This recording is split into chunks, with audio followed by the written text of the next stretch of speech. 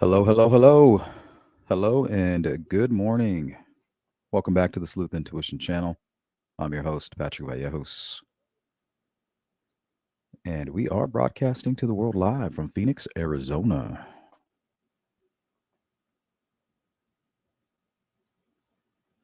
Today is Monday, March 17th, 2025.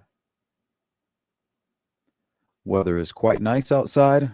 Today we will be diving into the Idaho college murders. Welcome in, Danny B, Cheeks, and Riot. Good to see all of you.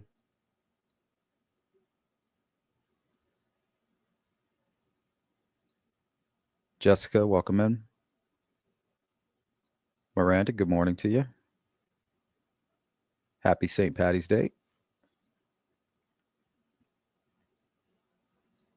Jill, welcome in.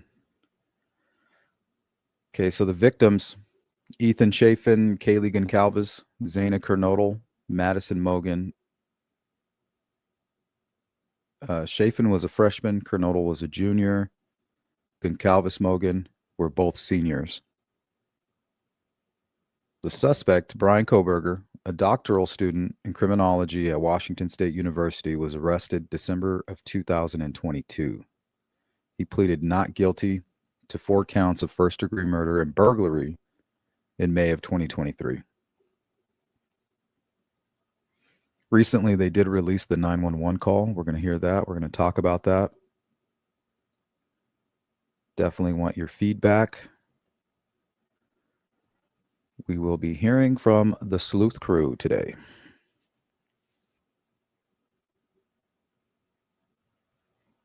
So the evidence they have against Bryan Kohberger includes a leather knife sheath with DNA on it that was found on a bed in one of the bedrooms where the murders took place. Phone records also indicate that Kohberger's phone was near the student's home between 9:12 a.m. and 9:21 a.m. after the murders.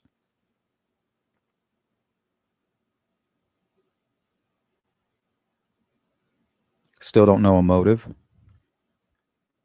If I had to guess, he's just a sick SOB. He wanted to get his power back. He was done being the butt of everybody's joke, and he was going to be just like Dennis Rader, just like Ted Bundy, just like all of his heroes, people that he could relate to.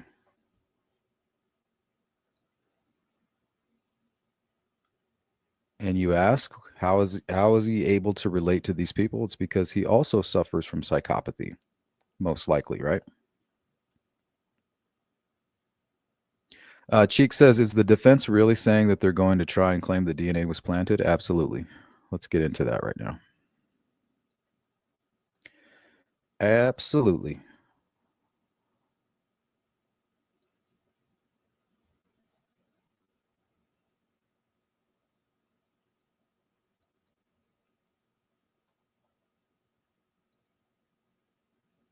Okay, this was an article that was posted about 2 days ago, and I did follow up on it. Okay. A knife sheath with DNA on it that was found at the apartment house where 4 University of Idaho students were stabbed to death in 2022 could have been planted by the actual killer. Defense lawyers for suspect Bryan Kohberger may argue in his trial. The claim was made in a motion filed this week by Latah County Prosecutor Bill Thompson, who wrote that a defense expert's disclosure revealed that Kohberger's lawyers won't challenge that the DNA found on the sheath belongs to the suspect. Right? Okay, guys, it's his DNA. We give up. You've twisted our arm. It's his DNA, but guess what? It was planted. Instead, the defense plans to argue the DNA on the knife sheath does not prove defendant was ever at the crime scene, and the knife sheath itself could have been planted by the real perpetrator. The gag order prevents those involved in the case from speaking publicly, and it's unclear how the defense may respond to the prosecution's characterization of its defense expert. but the disclosure of a potential defense strategy comes as court documents have been unsealed in recent weeks, yielding new information about the case. So if they're not going to argue against the DNA, they're going to have to find a way to work with it. The only way to work with it is that it was planted there. Absolutely, Miranda. That's where it all begins. A deep-seated hatred. Cheek says, so I guess the police also are planting that his phone was in the area and driven out to remote areas the same time as the murders as well as before. Good to know.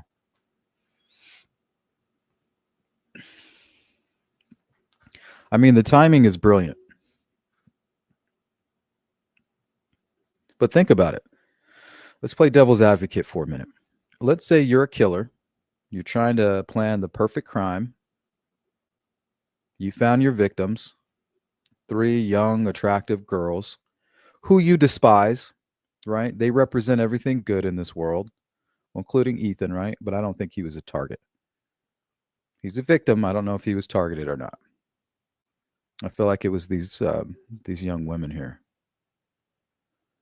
If you're trying to plan the perfect crime, and while you're doing your recon, or what the BTK like to call it, his stalking, what if you see somebody else stalking your targets, right? You're the real killer. You're stalking your victims. And while you're stalking your victims, you notice this Bryan Kohberger character is also stalking your victims. Not for purposes of committing homicide, but just because he's a weird freak, right? He has his own motivations, and they're not homicidal in nature. Wouldn't it be brilliant to set him up?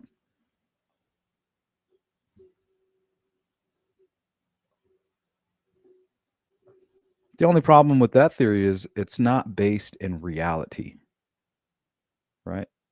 There's nothing to point to anything like that, because that's exactly what would have to have happened to set somebody up like what's happening with Bryan Kohberger. There's no way that you can time it perfectly to where he's shutting off his phone, coming near the crime scene.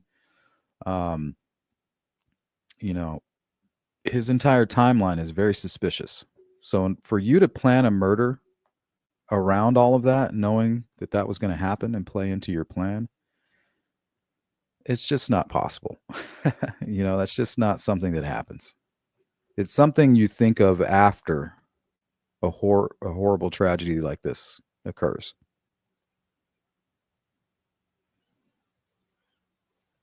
Good to see you, She Warrior. How you doing? Welcome on in. All right. Last week, documents made public included a 911 transcript and a text exchange. We went over that. We went live about that between 2 surviving roommates who were in the off-campus home in Moscow when their fellow students Madison Mogan, Kaylee, Zaina, Ethan were fatally stabbed on the early morning of November 13th.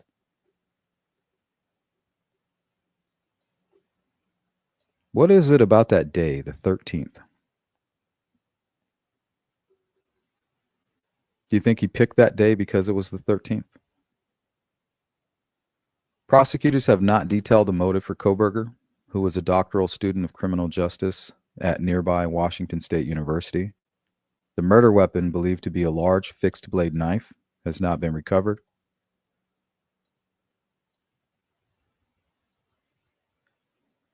Authorities said that male DNA discovered on a knife sheath found at the home was used to link Kohberger to the stabbings, and that they had been tracking his car, a white Hyundai Elantra, and cell phone use in the area. Kohberger's lawyers have said in a court filing that there is no connection between him and the slain students, and that other men's DNA was also found at the scene.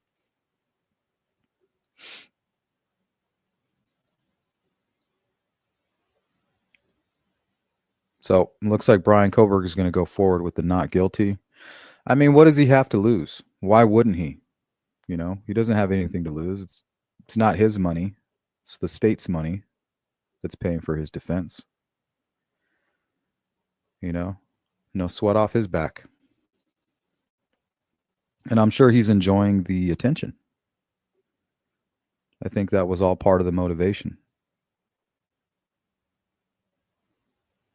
If you guys won't see me now, I'll make you see me. Right? Not realizing that most people don't go around needing to be seen. Most people are just normal. They have normal relationships, normal friendships. They don't sit around fantasizing about murder and wallowing in self loathing. But that was kind of his thing. I think the motive can actually link back to him being a student in the field. Looks to me like he was obviously obsessed with it, wanted to know what it felt like and the power that it gave him. I agree. I agree with that. Curiosity, right? Curiosity killed the cat.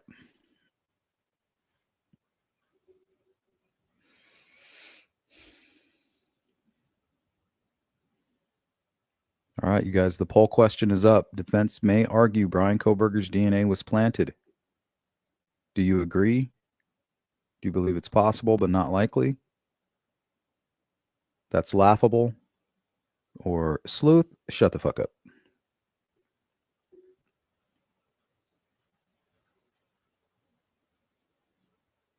Just stop, sleuth. Just stop it right there.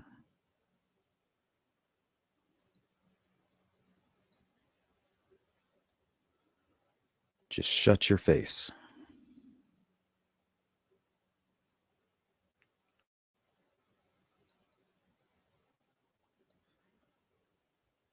All right, here's another article. Bryan Kohberger plans to claim he was framed for the brutal murder of 4 University of Idaho students by the real killer who planted his DNA at the bloody crime scene, according to prosecutors.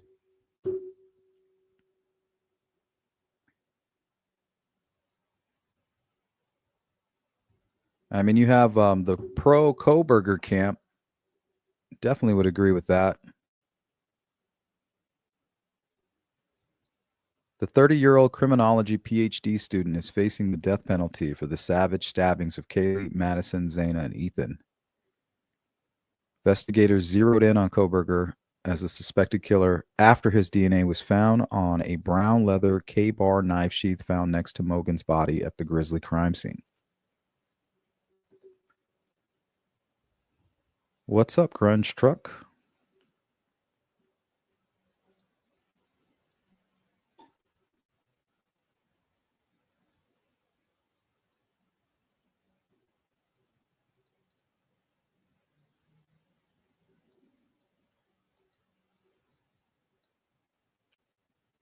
Grunge says that's a hell of a long way to get to set up somebody. Yeah. I mean, you would have to plan this so brilliantly.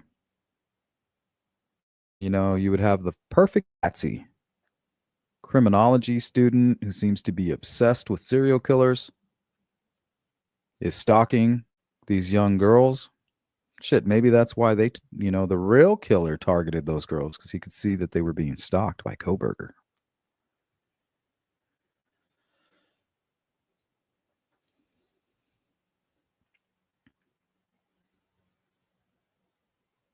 She worries, says, if it was a plant, why set up Bryan Kohberger?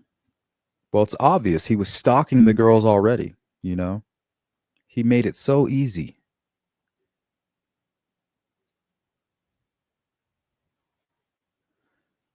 What's up, necessary? Killer must have planted those K-bar videos on us. Well, he loves the K-bar. It's his knife. The real killer saw that he was stalking the girls, followed him home, broke into his home when he was away, stole his knife sheath, and planted it at the crime scene. My only question is, why would you plant a knife sheath when you could plant anything? You could take hair from his bathroom, you could take an article of his clothing, take some of his dirty underwear and just drop it at the crime scene. I mean, why would you plant a knife sheath?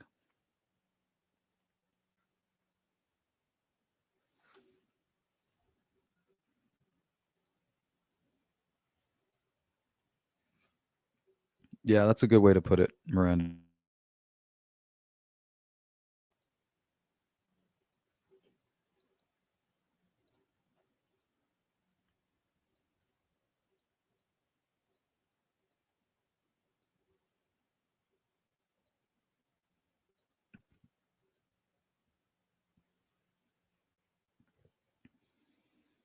I mean, look at him. He's enjoying every moment.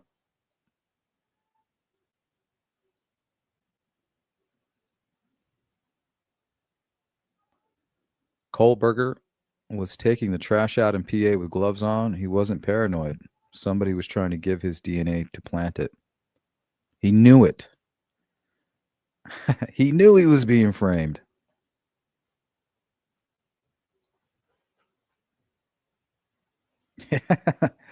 Either that or a brilliant serial killer. And remember, no serial killer is brilliant. The fact that they're out doing what they're doing tells us everything we need to know about them, that they're fucking idiots.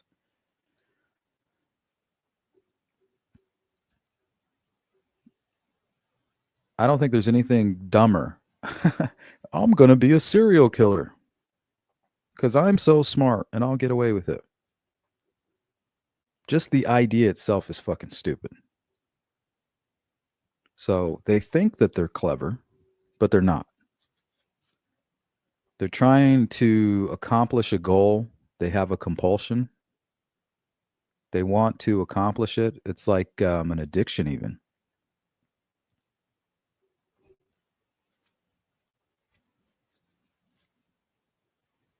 Trying to figure out how to get high on their drug, which is killing, sadism, and not get caught.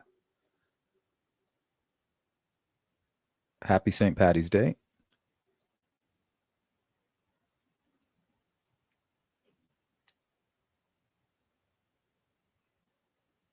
Yeah, I don't know why he dropped it. I mean, there could be a million reasons, you know. He killed 4 people.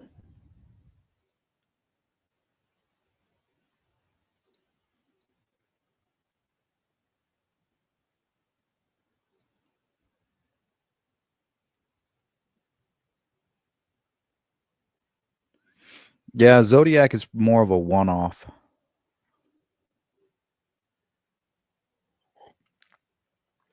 You know, it's very rare to have somebody like the Zodiac. And a lot of times they're just lucky. It's lucky, and investigating homicide is not an easy thing to do. Remember, only 10% of crime murder scenes will even have the suspect's DNA left behind. 10%, you guys.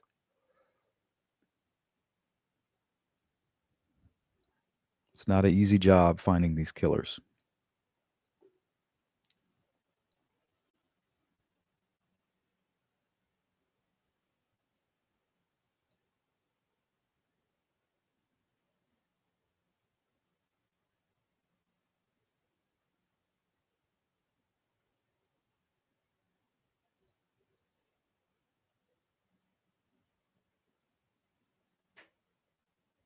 Yeah, you might be right. You might be right.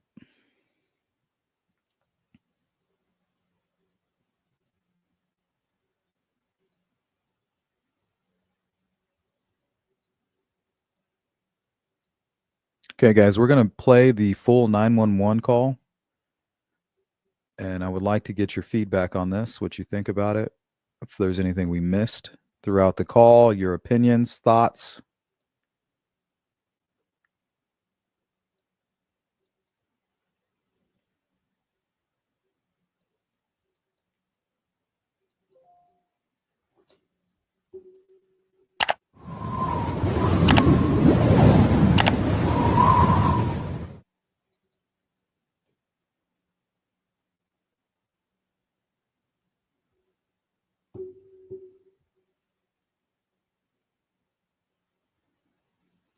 November 13, 2022. 911 location of your emergency. Hi, something is happening. Something happened in our house. We don't know what. What is the address of the emergency? 1122.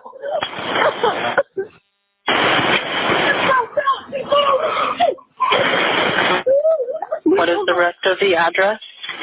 Oh, Kings Road. Okay. And is that a house or an apartment? It's a house. Can you repeat the address to make sure that I have it right? I'll talk to you guys. We live at the White, so we're next to them. I need someone to repeat the address for verification. The address, 1122 King Road. And what's the phone number that you're calling from? What's your phone number?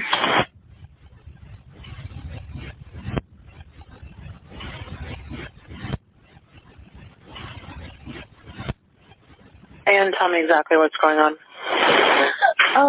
One of the roommates has passed out, and she was drunk last night, and she's not waking up. Okay. Oh, and they saw some man in their house last night. Yeah. Hi, And are you with the patient? Okay. I need someone to keep the phone, stop passing it around. I just tell you what happened, pretty much. What is going on currently? Is someone passed out right now? I don't really know, but pretty much at 4 a.m. Okay, I need to know what's going on right now if someone is passed out. Can you find that out? Yeah, I'll come. Come on, we gotta go check. But we have to.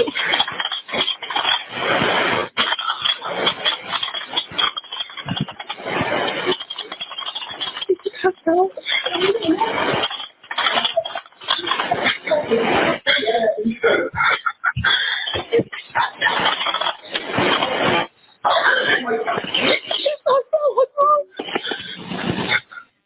She's not waking up. Okay, one moment. I'm getting help started that way. Okay, thank you.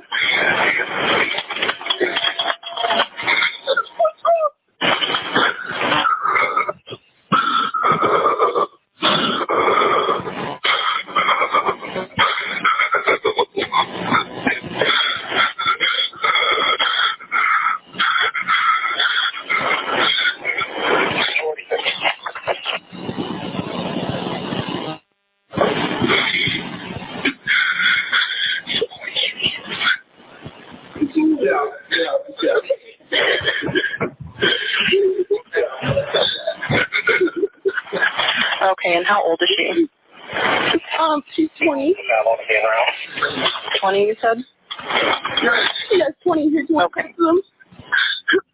Hello? Hello? Okay, I need someone to stop passing the phone around because I've talked to 4 different people. Okay, sorry, they just gave me the phone. Is she breathing? Hello? Is she breathing? No. Okay.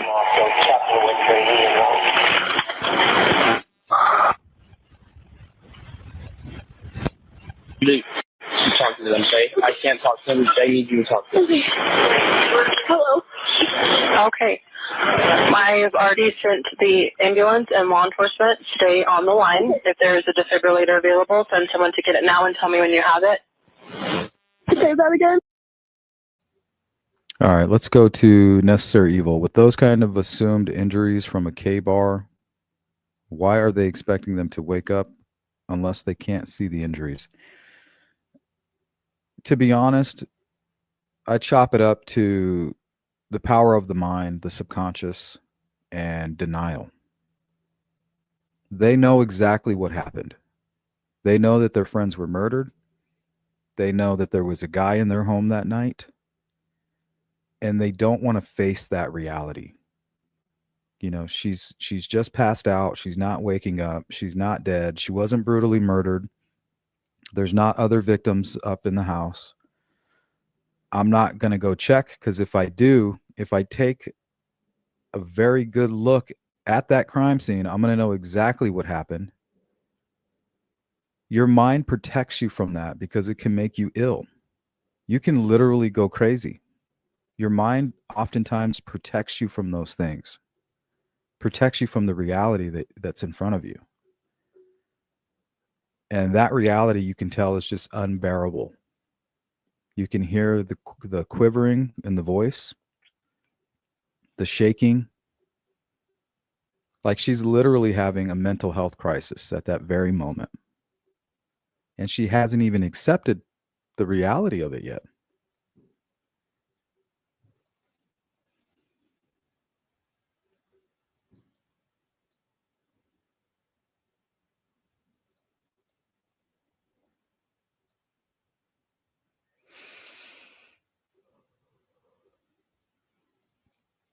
Melissa, you think Bryan Kohberger was set up by a guy named Eric? Quite the theory. Melissa, how you doing? Good morning. Happy Monday.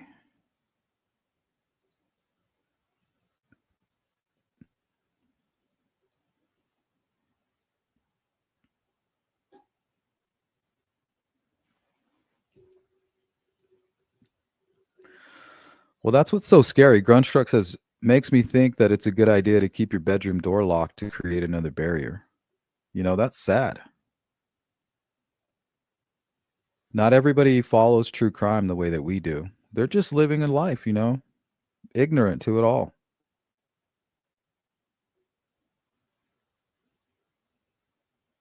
But the truth of the matter is that somebody right now is plotting on somebody. They are being stalked. There's killers trolling somebody's neighborhood, somebody's city, somebody's town, and they're looking for a victim to target. It's happening right at this very moment. There's a young girl being catfished, a young boy being catfished, being targeted by somebody, being groomed, being lured. And most people just go about their daily business like nothing, like there's nothing to fear. Everything's okay. Everything's all good. Just another day in the neighborhood. But the truth, you know, the truth of it is it's pretty dangerous out there.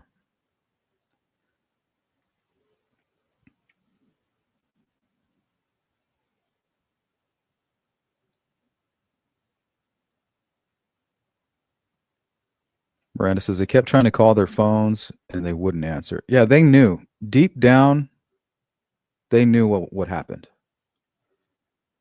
They knew that they were murdered, that it was probably the guy that they seen in the home.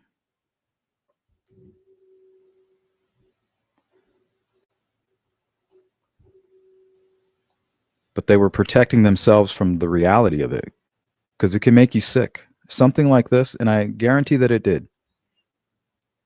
I guarantee all of their friends are sick from this. They'll be sick for the rest of their lives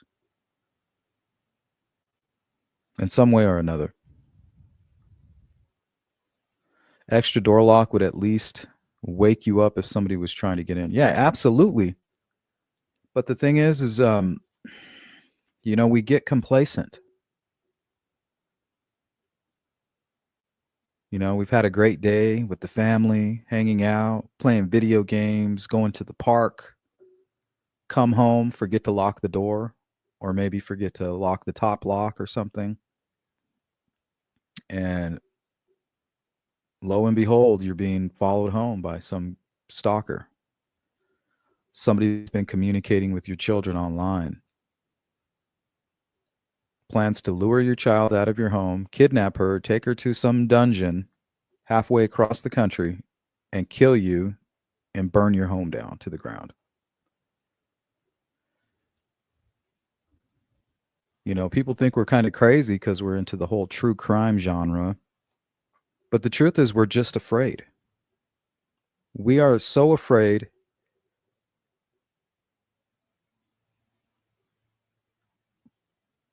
But going into the fire, being afraid of the fire is natural. It's being afraid and still going into the flames. That's what we're doing right now. We're afraid of the fire, but we're going right through the flames. We want to know who started that fire. We want to know what's fueling the fire. And if anybody's going to get burned, it's us first. But are we afraid? Hell yeah. We're just afraid as everybody else. That's our motivation. I'm terrified. Because I don't know if I'm strong enough to deal with something like this. Honestly, guys, just the thought of it makes my hands shake. So when I see people attack the victims' families, it makes my stomach hurt. People that do that are totally lost. They've lost all grips on reality.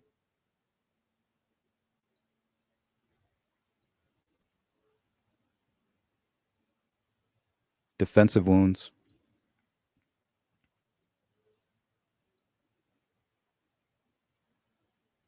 Yeah, I just explained it, Charles. They're not missing it. Their brain is literally blocking it out.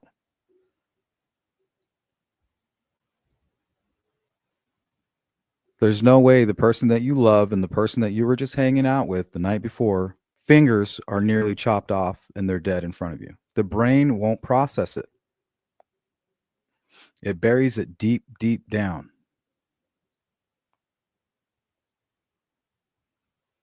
It's a defense mechanism. We all do it to a certain extent.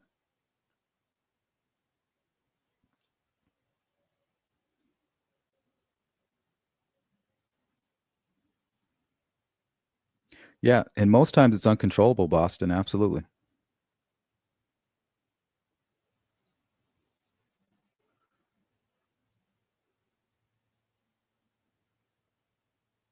Mustang says, wasn't there rumors of some security guard being with Kohberger in the morning? That I don't know. I know he was a security guard.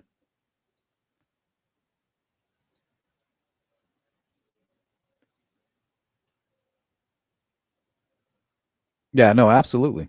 No, I get what you're saying. Like, why are you saying she's passed out? Why are you talking about her being drunk?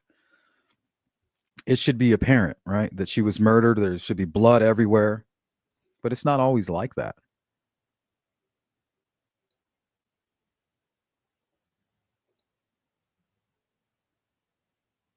Yep, absolutely. That's what I was expecting.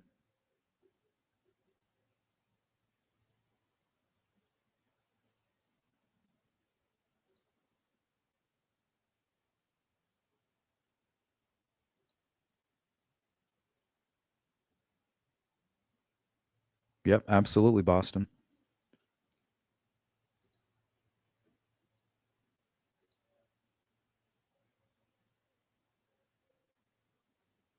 Yeah, Grunge says true. It's the last thing anybody would expect to happen.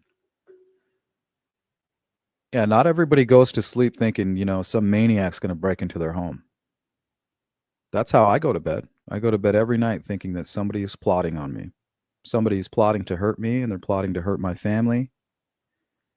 And at any moment, they could exploit any weaknesses that I present, whether that be an unlocked door, unlocked window, not having a backup camera, not having weapons nearby.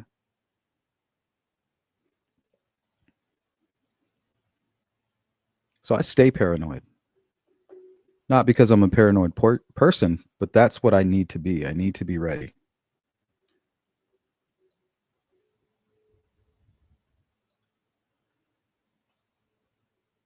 Miranda says Zaina's dad was visiting her sister for family weekend, so he got to the scene early along with Zaina's sister.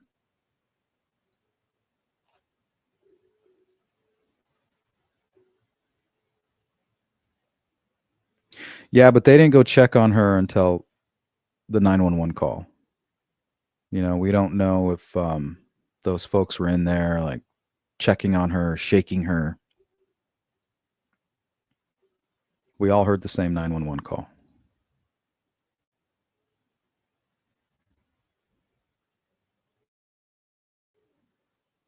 Now you're trying to create the narrative that goes into where you're trying to go, right? You're trying to say, well, why didn't they notice the cuts and this brutal crime scene?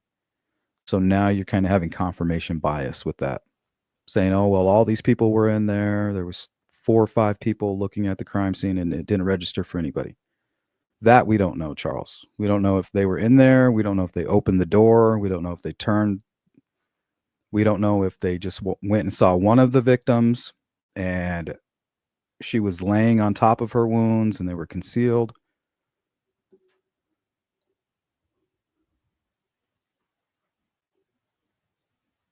Nicely done. How's it going? Zane and Ethan fully in the bedroom. Was there an issue getting into the bedroom? It's been a while. I can't remember if their body prevented a door from being open. That I don't know. I don't think that they were checked on.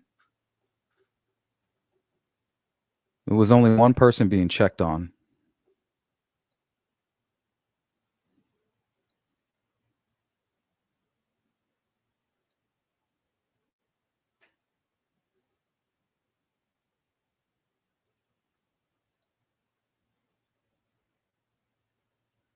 CJK, what's up? I completely believe Bryan Kohberger is a guy, and I think law enforcement did a very good job based on what I know. Looking forward to the trial and more info. Yeah, it's just not a good look. You know, first you're trying to attack the evidence, like, hey, we need to get the DNA thrown out. You guys didn't obtain it legally. We got to get, of course, that's what your defense team is supposed to do, get rid of damning evidence. Kind of like the Delphi murders. Remember, they're trying to get the unspent bullet out of there by attacking the search warrant. They wouldn't be attacking the search warrant if they didn't think that the unspent bullet was extremely damning, which it was. Same thing here.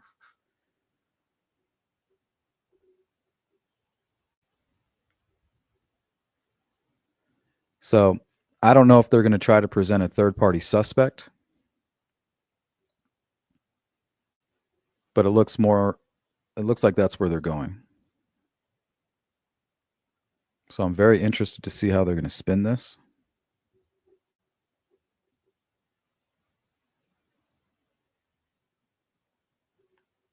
Shiori says they're all in shock. Shock shuts your mind down.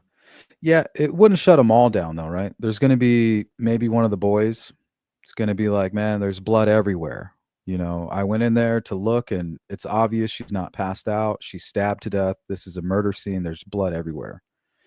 But there was no evidence that anybody was really checking on the girls until the middle of that 911 call. It's almost as if somebody just walked in there. One of the girls was like, hey, wake up, wake up. And then just immediately panicked and ran out of the room. I think it was that person whose mind started playing tricks on them and started protecting them from the reality of what was going on. I don't think the same thing would have happened to everybody. I mean, it's possible, but not likely. I just don't think that the whole group of people were in there, trampling all over the crime scene, checking on the girls, doing CPR. I think they were afraid. Honestly, I think they all knew what really happened. She won't wake up. Plus, hey, there was a guy in our home last night at 4 a.m. When you relay that information to the rest of the group that you're with, they're going to piece it together. They know what happened, and they're not going to be anxious to go in there and see that. There was a guy in our home at 4 a.m. wearing a mask, dressed in all black, and now my roommate won't wake up. They knew what happened. They're not going in there to check. They don't want to see their friend dead on the ground.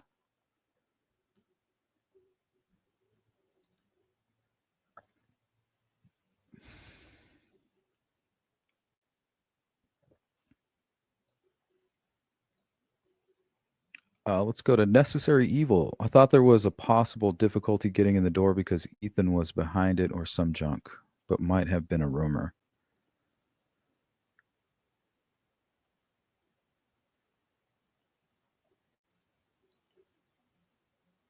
CJK, attacking victims' families is completely unacceptable. It is.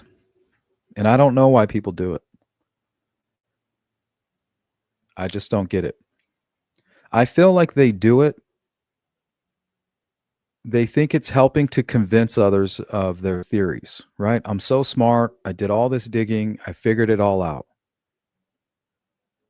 I can't find the real killer, so I'm just going to piece together the things that are on the surface. And that usually includes friends, family, neighbors, people that are close to the victims.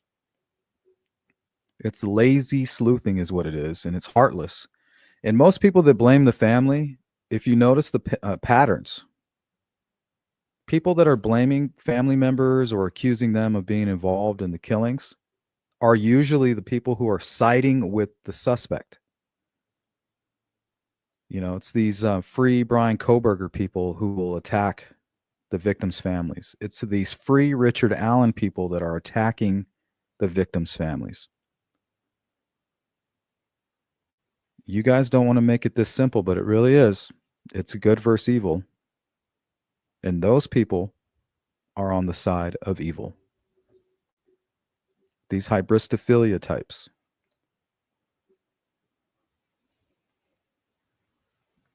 Ethan was in Zaina's room, and the exact location of Zaina's body is unknown, most likely in the entryway of the room.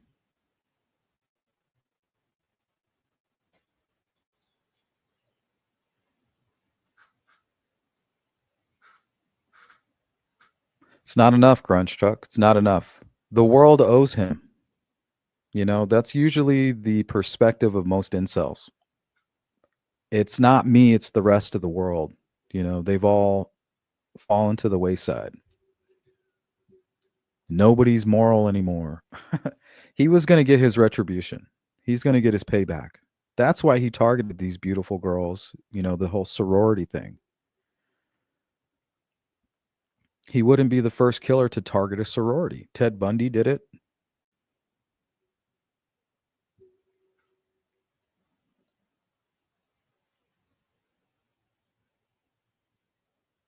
You know, there's been mass shooters, incel mass shooters who have done it. Elliot Rogers targeted a sorority house for the same reasons that Bryan Kohberger did.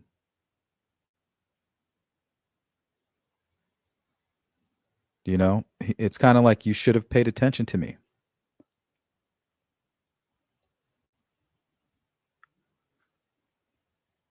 You should have gone on that date when I asked you out. And it's not specifically these girls, it's just beautiful people in general, right? And it's not being beautiful on the exterior. You know, usually it's beauty within that is reflected on the outside. Yeah, some people are attractive, but the second they open their mouth, they become extremely ugly. Some people are just beautiful inside and out. And somebody should have taught to Bryan Kohberger. Doesn't matter who you are. If you can prove that you can become successful and that you're a good individual and that you are capable of doing incredible things, you will then become attractive. There's a reason certain things are attractive. It's because people throughout history have made that attractive by the things that they've accomplished and the things that they've done.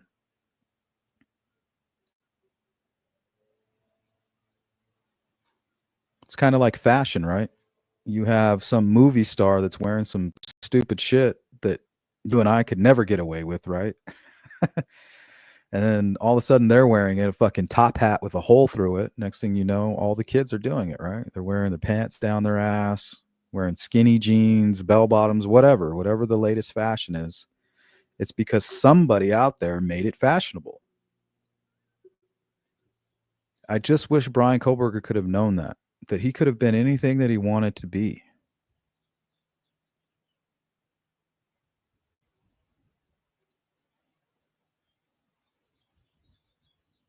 He didn't have to do this.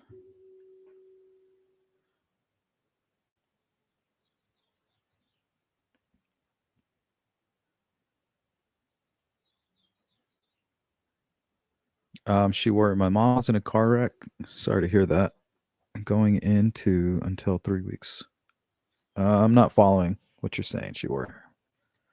Sorry to hear about your mom.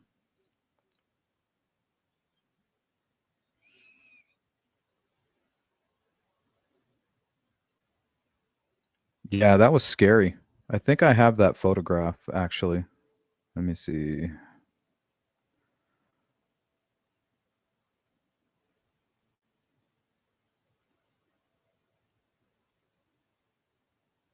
This might be it here. No.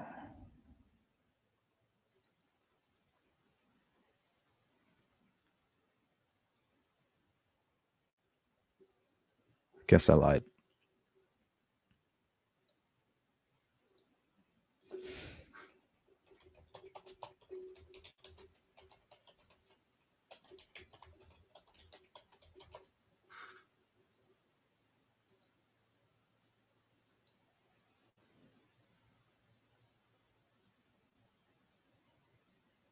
But I think this is what you're talking about here.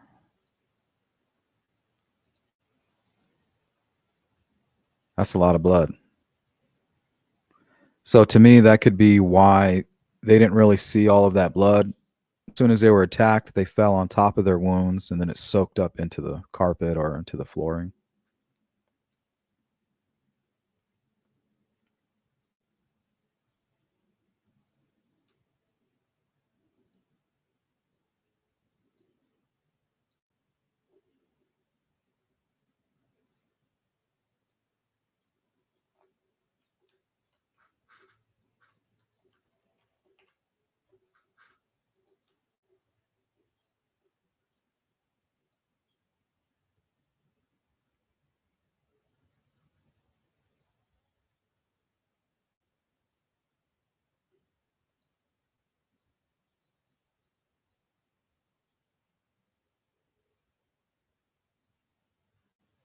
I saw a video yesterday or day prior of who's Steve G, talking about Hunter checking on Zaina and Ethan. Has Sleuth played it? No, I don't know. I don't even know what you're talking about.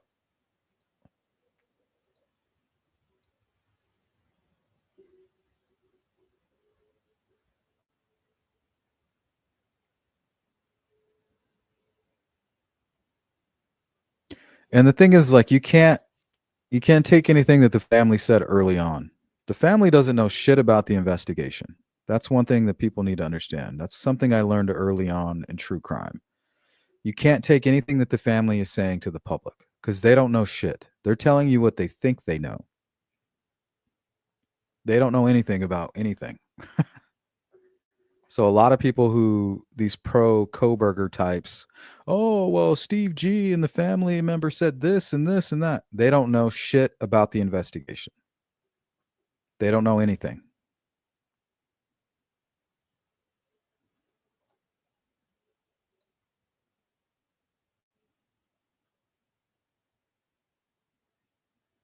You think you're going down rabbit holes? Trust me, they've already made it to China with their rabbit holes.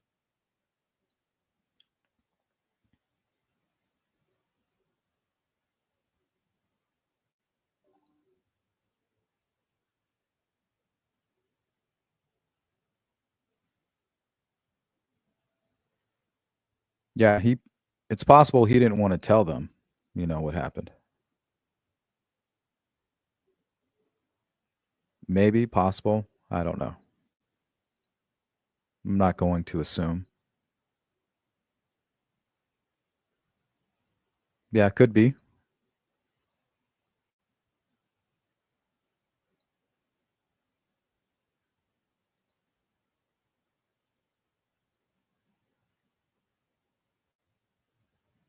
Yeah, and you can tell if somebody's breathing just by looking at them. If if their body's moving up and down.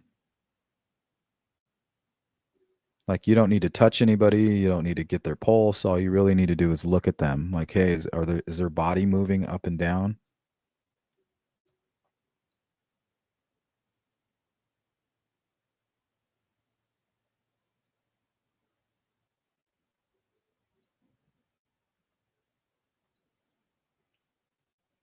Cheek says, I'm the paranoid one in my family because I have an escape plan and a defense plan for something happens to me too. I'm not going to seem paranoid anymore. If I ever have to use that shit though, yeah, you'll be ready. Because everybody's going to panic, Cheeks. Somebody has to be ready to fight the devil when he comes into your home. When he targets your family, you better be ready.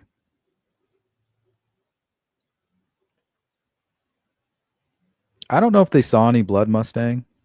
They didn't mention it on the 911 call. And if they did,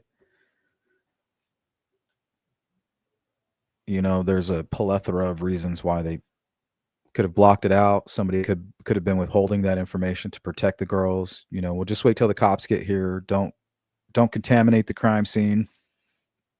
All I need you to do is call 911. I don't care, what you tell them. Just get them out here. They'll know what to do when they see.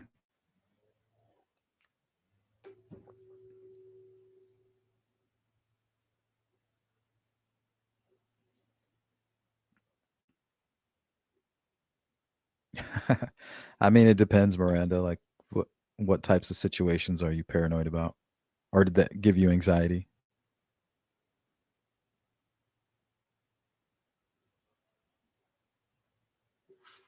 Yeah, he might have. I don't even know if he actually went in there and checked. I don't know how thoroughly he checked, if he did check.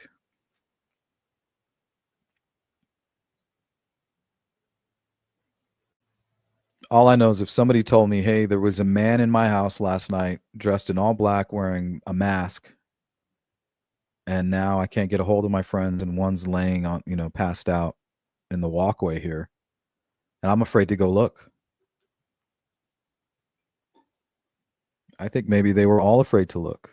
Maybe they didn't have to go inside of a bedroom. Maybe all they had to do was look in the hallway and there's somebody laying there. And they can't go, if they want to go further, they would have to step over this person or come extremely close to this individual who was laying on the ground. I just don't think anybody was willing to do that.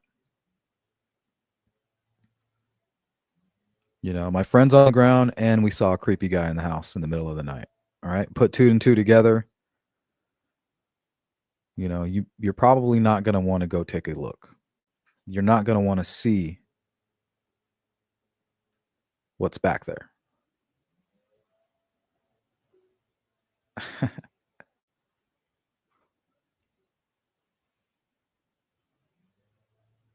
Yeah, Miranda could be. Could be, or he was just coping in his own way. We all deal with things in our own way. Some take charge, some shut down, some panic.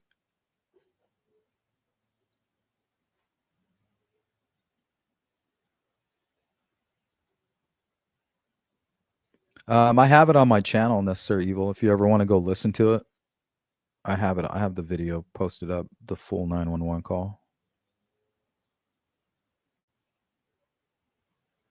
What's up, Sassy? Been a minute. How you doing? Says, yes, he was behind the door. I guess we can look at that. Let's see what information we have to support that.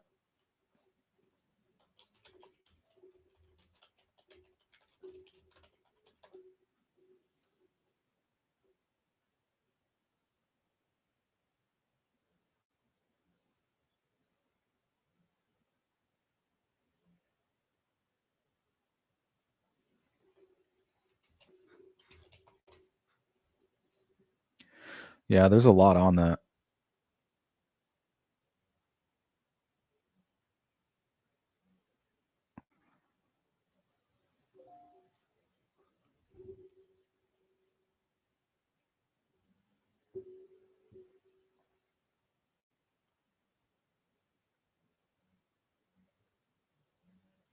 Okay, I'm not sure. This is from reporter Nate Eaton. Says once Ethan's brother was there and pushed the door and looked around the door. He told them to leave. He didn't want them to see it. So him pushing the door.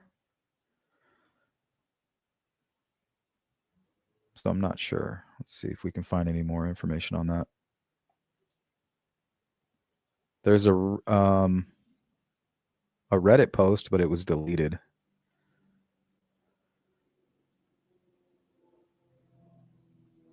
Says here, Daniel from Drunk Turkey started that body behind the door bullshit like 3 weeks ago. And they posted that 2 years ago.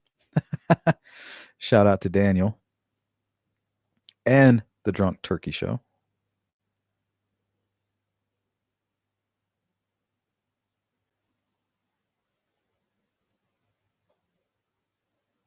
So yeah, that might be a rumor. Apparently started by the Drunk Turkey Show.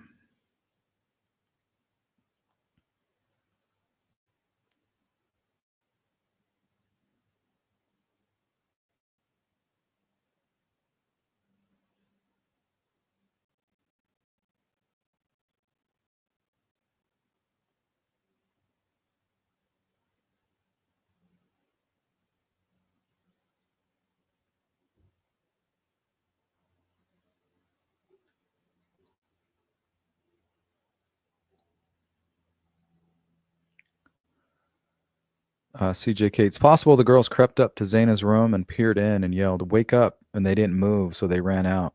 If they didn't turn the lights on, they would have seen blood and just saw bodies. I have a feeling that somebody was visible in the hallway, which prevented them from going any further. It already looked horrible, but I'm not sure. Let me find out.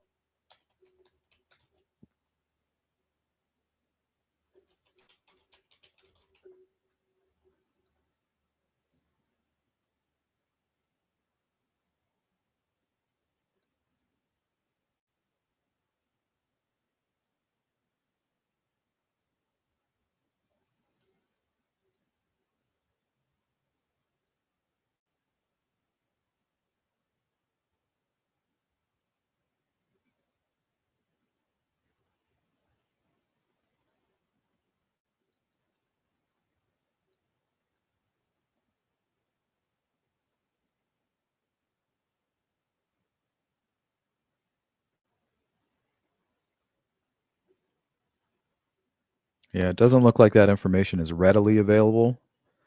It just says here, the Idaho murders case, the bodies of 4 University of Idaho students were found in their 3-level home, specifically in rooms on the 2nd and 3rd floors.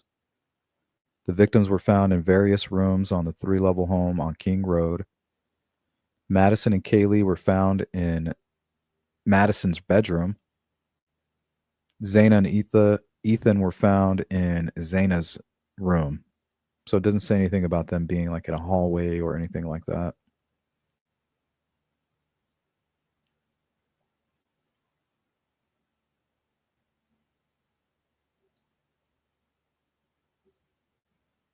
Here's an article from The Independent titled "Idaho Murder Victim Kaylee Goncalves' Parents Reveal New Details About How Her Body Was Found."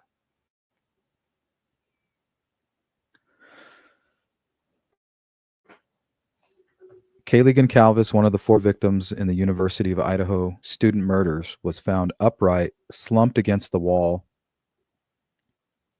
her parents recently revealed.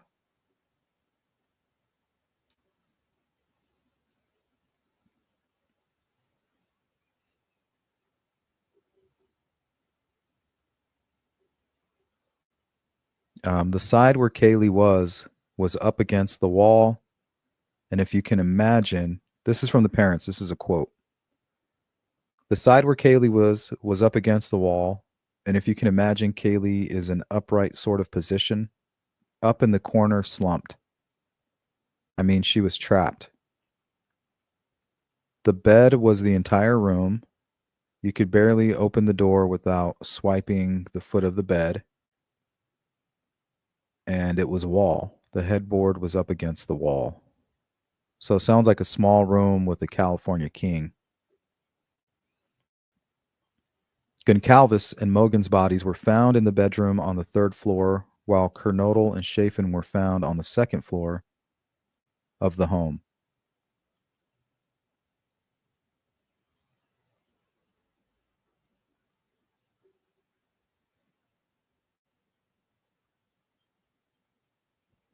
The Goncalves said in the interview this week that they were also given some of Kaylee's belongings from the house, including a trash can from her room that was full and appeared untouched.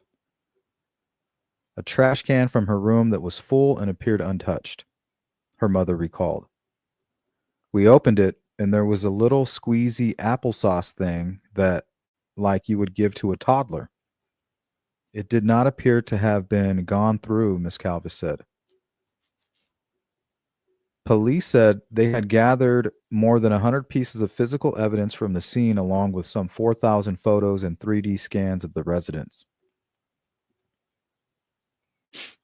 The Goncalves, who have long questioned the competency of the investigation, publicly stated last month that they were against the demolition of the 3-story house where the murders took place. I agree. But on the 28th of December, despite several protests, the home was razed to the ground. Meanwhile, the family said they are still waiting on a full digital copy of Kaylee's phone from police. We're just left in limbo, Kaylee's dad, Steve Goncalves, said. These are the last moments of your child's life, and you're sitting here fighting with somebody who just doesn't care. That's the problem. Nobody cares. Nobody cares about anything anymore. They just love evil. So it doesn't look like there's going to be any information about the placement, and I didn't see any diagrams or anything like that.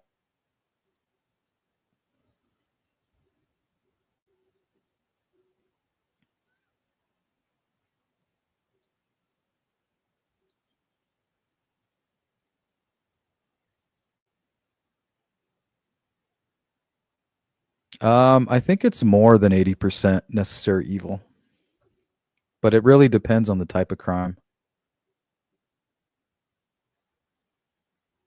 You know, do you have a wife that's missing or that was just murdered randomly? You know, typically it's going to be the husband.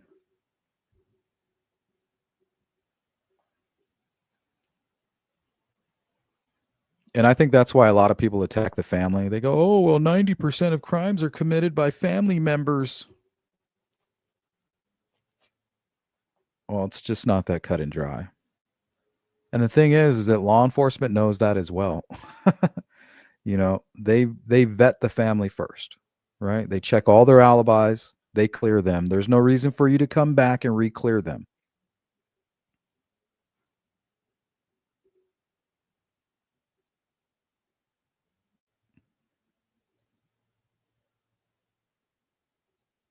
Yeah, 80+%. Yeah, you're right about that.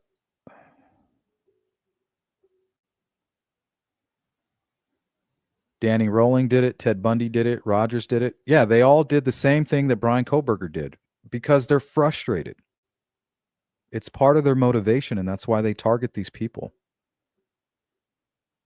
Like it's almost like you're gonna pay attention. You're gonna regret what you've done to me. You're gonna pay for this. I'm gonna take all my frustration out on you.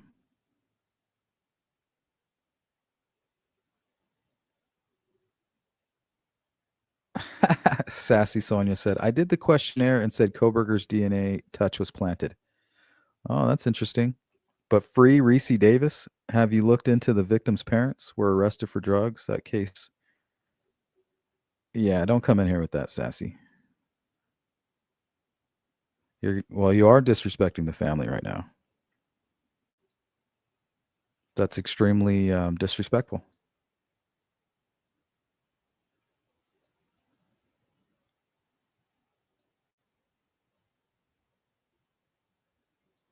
No, I'm not interested.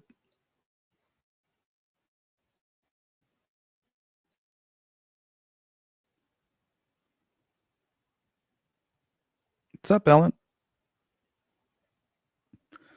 Says, I had to subscribe to say I agree with you, Mr. Sloop. Well, you didn't have to do anything. And if you're going to be watching and commenting on my video, least you can do is subscribe, right? But I appreciate that. Thank you.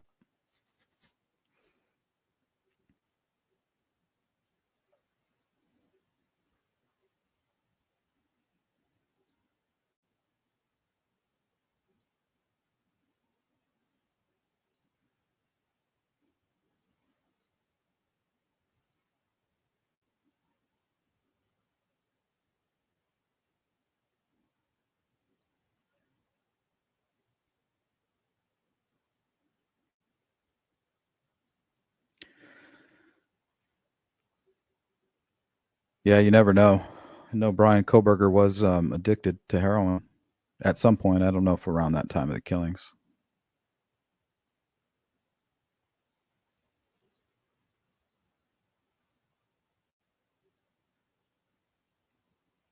Nicely done. In my opinion, Bryan Kohberger seems like a know-it-all who had a history of mistreating female students. Losing that position could be a trigger for an incel-type personality. I imagine he found no fault in his own behavior. No, they made him do it. If they wouldn't have done what they did, or if the people wouldn't have done what they did to him who were like them, he wouldn't have to do what he did. It's justified. He thinks no matter what, if I get caught, it doesn't matter. People will think twice before they treat people like I was treated. When really he wasn't treated unfairly at all. He's just a weird guy, just like Elliot Rogers. A good looking guy, comes from a wealthy family, has every benefit, every head start you could ever ask for in life. Yet you're just so fucked up in the brain that you can't figure this thing called life out. You're just completely lost, consumed with evil.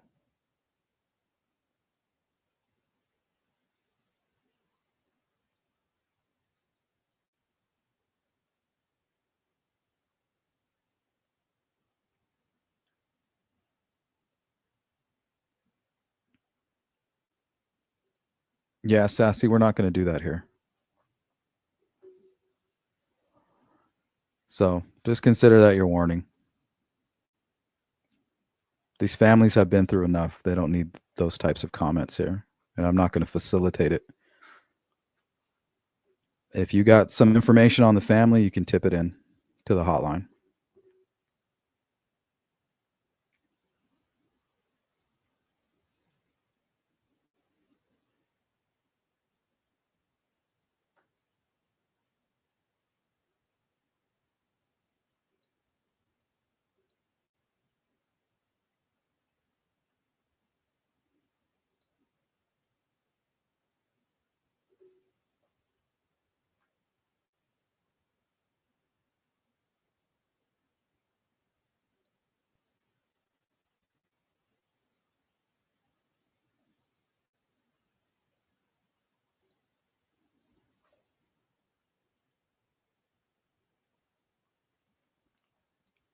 Yeah, I've heard that before, Charles.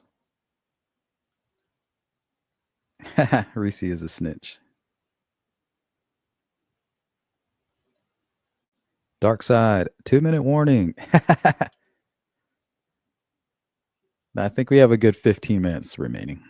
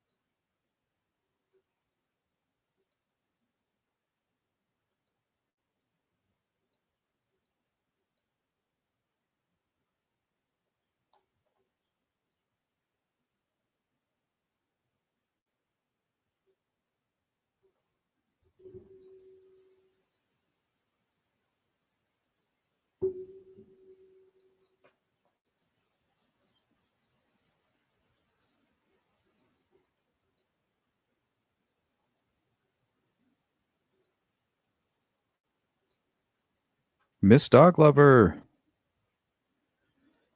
Yeah, having a great day today. Happy Monday. Happy St. Patty's Day.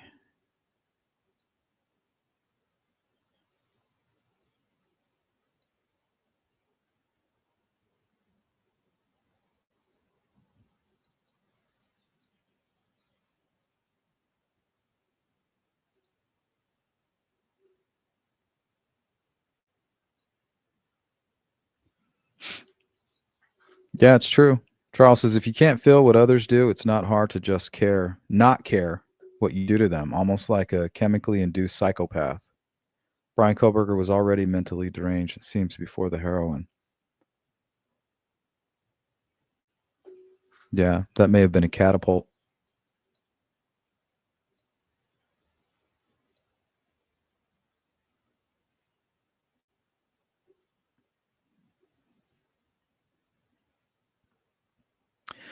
Yeah, I mean, it appears that everything took less than 15 minutes.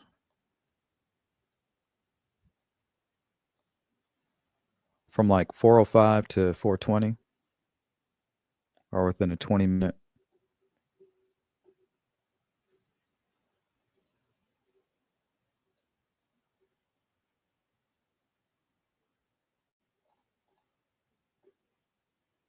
Yeah, and there's where the blood was coming down right here. So that means it was coming down from the second floor bedroom right here.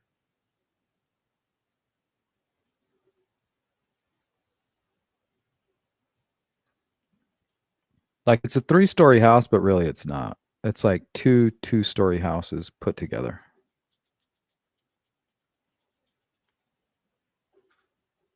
It's like you have one 2-story building right here. Then you have another 2-story building down here. Second floor connected to the first floor of this other building.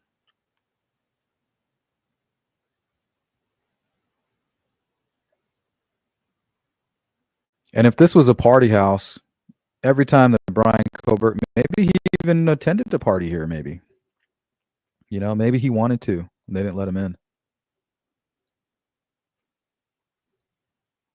You know, he definitely targeted it for that reason. You know, these guys, the cool kids, you know, it's that whole school shooter vibe. They're going to regret picking on me.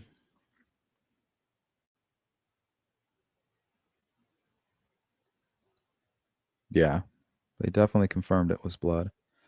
And after hearing about the crime scene, one of the victims was right here in this corner of the room.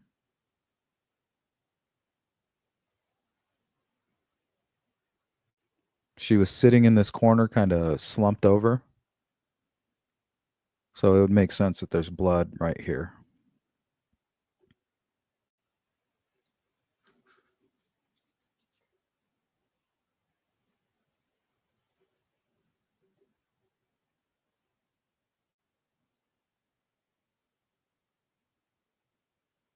Yeah, it could be.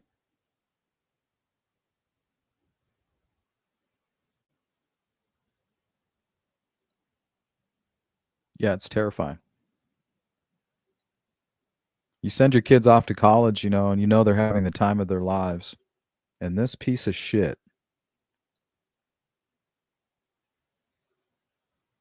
And for what?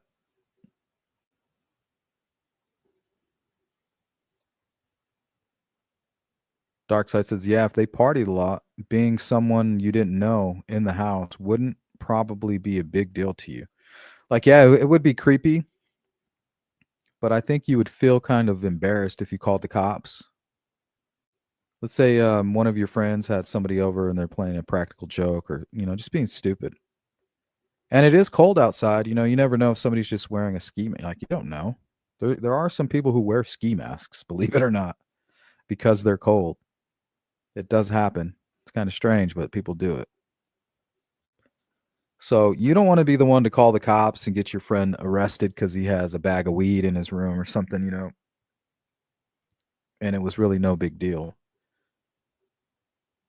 And there's no way you're thinking that this guy just entered your home and killed your entire,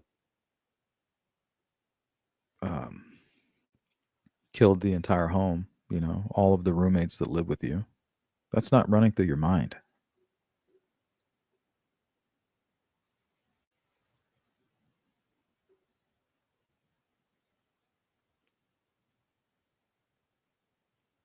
And I don't know if he hated these girls specifically, but he hated people like them.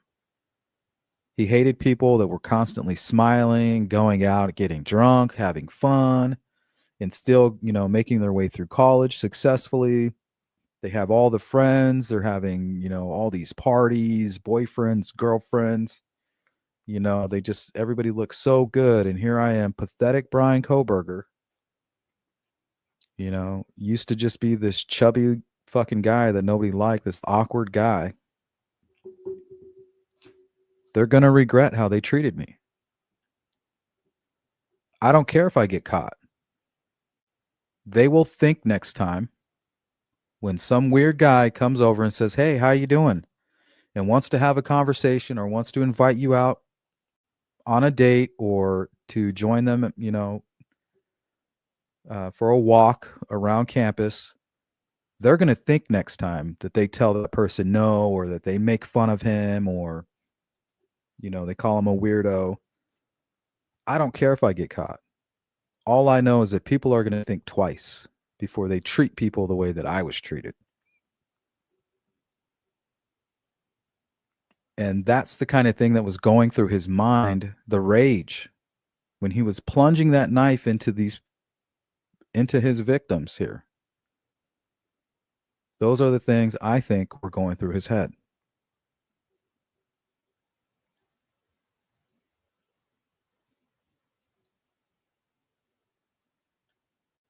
That's discrimination. No, I'm just trying to profile him, Sassy. I'm just profiling. We're trying to get into the mind of a killer. What would make a guy go from sitting in his basement,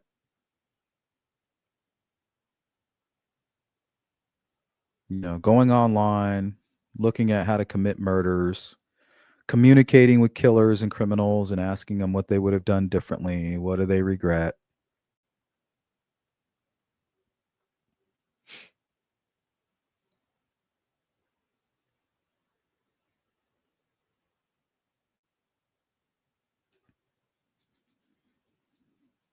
Melissa, who set him up? And why do you are you into Bryan? Is he a handsome man?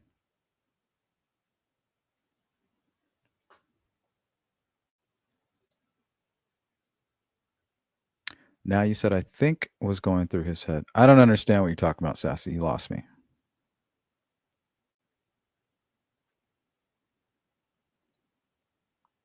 And there's no proof that he's autistic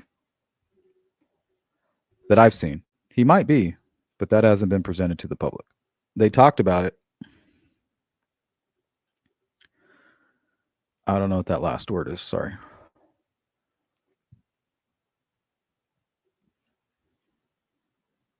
Yeah, all the evidence points at Bryan Kohberger. He'll be convicted.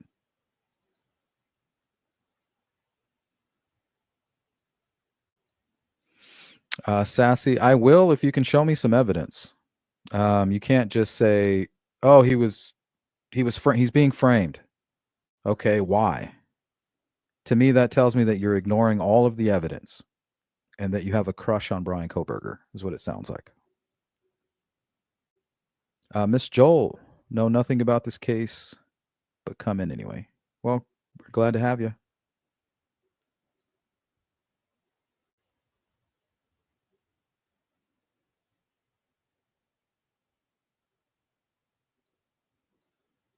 No, no thanks, Sassy. If you have some information, you can present it here now. But if it has anything to do with the family members, I'm not interested. If you think Bryan Kohberger is innocent, that's okay. You can have those thoughts. But the fact that you don't know why, that's the interesting part. Makes me want to start profiling you. You know what I mean?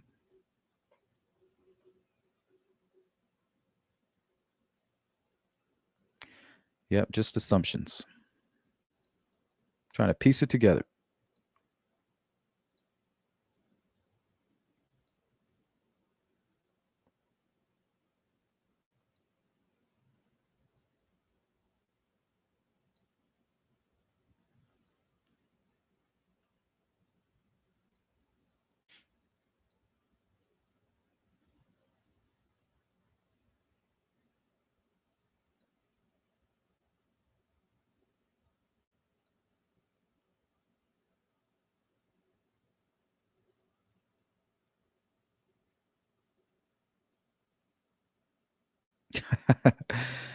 Mustang says, Miss Dog Lover, some think everyone is set up. Of course they do, because they side with evil and they don't even know it. But I can tell you, I was in prison with 900 plus women. None of them were innocent. I thought all of them were innocent, right? Oh, that's funny.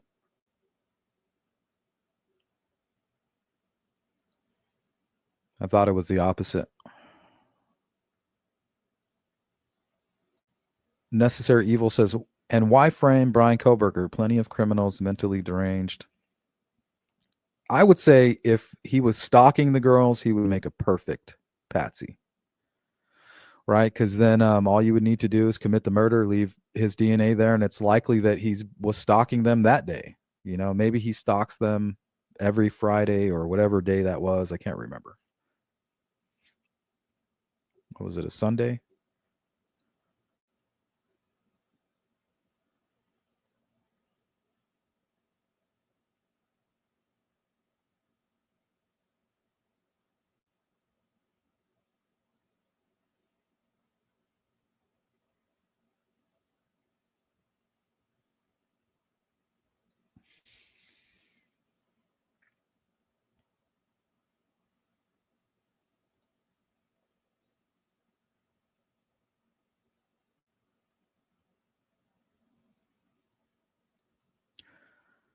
Sassy says, it's not the family members. I don't 100% believe he's innocent. The family have info the police aren't looking into. Well, that doesn't explain why Bryan Kohberger's knife sheath is at the gruesome crime scene. Let's try to stay focused here. Unnecessary. It's just like Alan. If they were framing someone, pick someone easier to believe. And if you're trying to frame somebody, all you need is their DNA, right? DNA, maybe an article of clothing, and then maybe leave something from the victim on their property. It's that simple.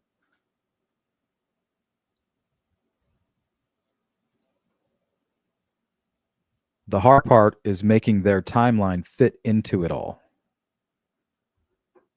So if Bryan Kohberger is being set up, if Richard Allen is being set up, they did it brilliantly.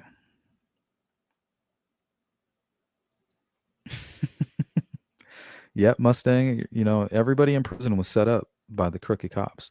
You know, the sad thing is that people do get set up. You know, that's the hard part about it. That's why we all have to be cautious.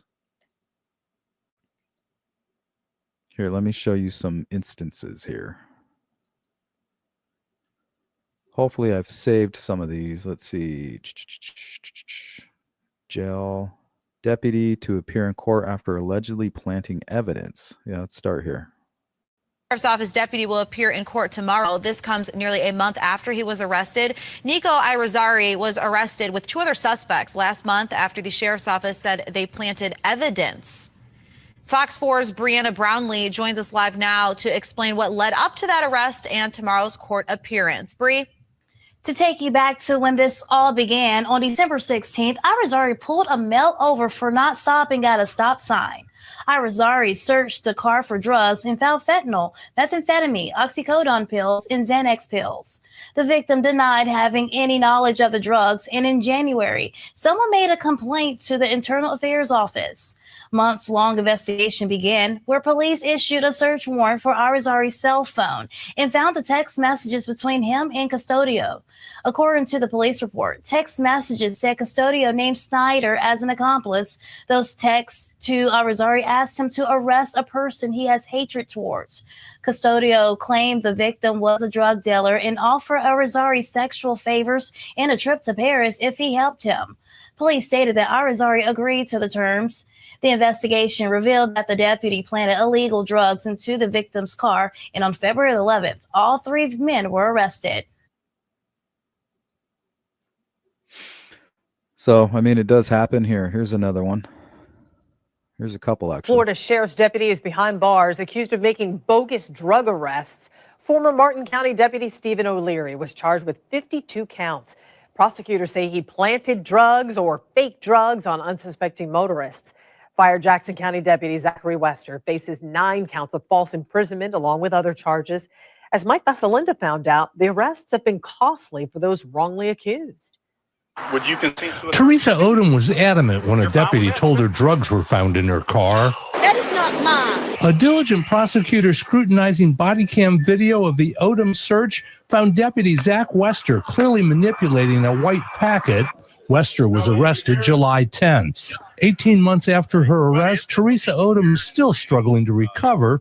She texted us she was afraid of tainting the jury pool, so she put us in touch with her ex-husband. Right now, she is suffering. She doesn't hardly sleep. She doesn't hardly eat. This thing is consuming her. Steve says Teresa's home's been broken into twice with things left, not taken, in what he believes is an effort to intimidate her. Something like this is going to taint her and follow her the rest of her life. Through periods of time when she could not see the grandbaby, and she lives for her grandbaby. Deputies here in Jackson County who couldn't go on camera for obvious reasons tell us every day they feel that they've gotten a black eye. Here in Jackson County, 119 cases were dismissed involving Zach Wester. The arrest of former Martin County Deputy Stephen O'Leary Monday has tainted at least 14 cases. Steve asks an important question. What price do you put on a life that is ruined? And the courts may be the one to answer. The two deputies and their agencies are facing more than 50 lawsuits. Reporting from Jackson County, Florida, Mike Vassalinda, Channel. Let's watch one more. Let's see. I have a bunch of these. Less than a month, video shows Baltimore police officers allegedly planting evidence. Newly released body camera footage apparently shows officers placing drugs in a car. The alleged incident happened during an arrest in November. Officers were searching the car after witnessing what they said looked like a drug deal. Jeff Gase is in Washington with what a defense lawyer says the cameras captured. Jeff, good morning. Good morning. The officers are accused of manufacturing evidence, and the public defender's office says that all you have to really do is look at the police body camera video to see it. What are you stopping us for? What you mean step up? What are you stopping us for? Body cameras were rolling during a traffic stop last November. The video shows Baltimore police officers searching a car for drugs. As one of the suspects is arrested, he accuses the officers of harassing him for days. You crooked. You shut up. That's what you do. According to the public defender's office, That's the fucked officers up. found nothing in the car until turning their body cameras off. See, so the shit does happen. People do plant evidence, so we have to be cautious. There's a reason that one day you're going to need a defense attorney. You're going to need them to create a defense strategy for you. And if somebody planted evidence against you, it's going to be an uphill battle. Sassy, you can dig deep on me. Nobody's going to dig into you, Sassy. When I say profiling, I'm just talking about your motivations and reasons why you're doing things and stuff like that. Nobody's threatening you or anything. You okay today, Sassy?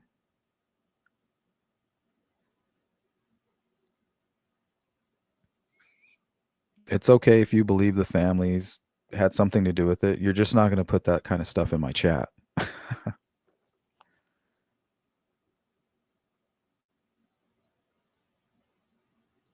I didn't say anything about digging deep into you. You're acting very weird. That's becoming a distraction. I don't like it. Just because nobody's agreeing with your theory doesn't mean anybody's going to search into you or find out who you are. I've never done that. I never will. I could care less who you guys are personally. I just enjoy chatting with you. Nobody's digging deep into you. So don't come in here making these accusations. I'm like one click away from blocking you from my channel, just so you know. I'm like holding on by like a thin hair.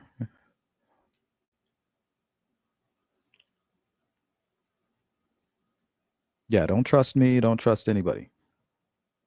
But just because you listen to some content creator who's going down some weird rabbit hole that's not based in reality doesn't mean you got to come here and be a parrot.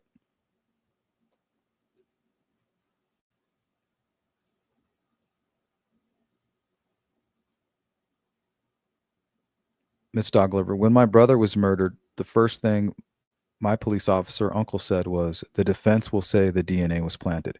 I mean, what else can you say, Miss Dogliver? And once again, I'm sorry about your brother. I'm sure you miss him dearly. That's just what they say. They're going to try to establish a third-party suspect. They're going to say that the evidence was planted there. I mean, what other options do you have? How did it get there? It didn't just get up, grow wings, and fly, and then land at a crime scene.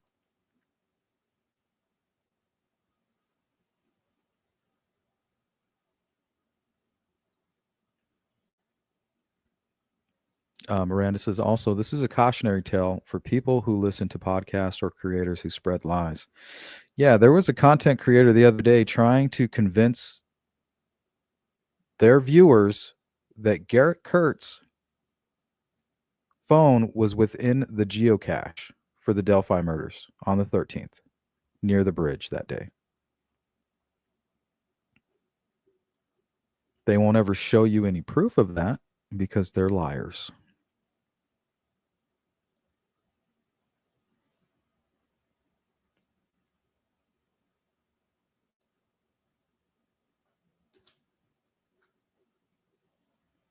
Charles, 90% of these, in my opinion, 90% of these rumors and conspiracy theories spawn from screw ups by well meaning, mostly creators.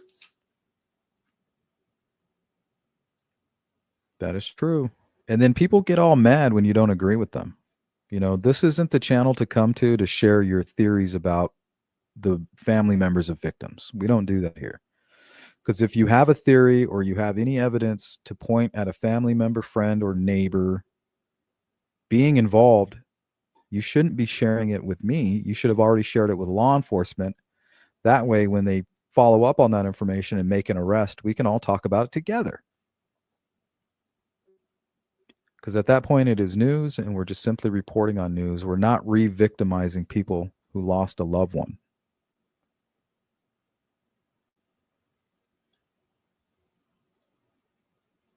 Oh, I have this crazy theory about Goncalves. You know, he's in on it. It was some drug deal gone wrong. It's not Bryan Kohberger who was there studying serial killers and whose DNA is left at the crime scene. It's not him. You know what I mean? Like, don't come around here spreading that bullshit. That's just, we're not the channel for that. I don't mind if you want to talk to me about it in private. If you want to run something by me through my email, like, hey, what do you think about this? Or isn't this interesting? I'll have a conversation about it, but we're not going to be going around publicly re-victimizing people. It's disgusting. Honestly. But Sleuth, 90% of crimes like this are committed by family members. No, not crimes like this. But yes, that is true in a lot of cases. That's why they're the first ones to be vetted.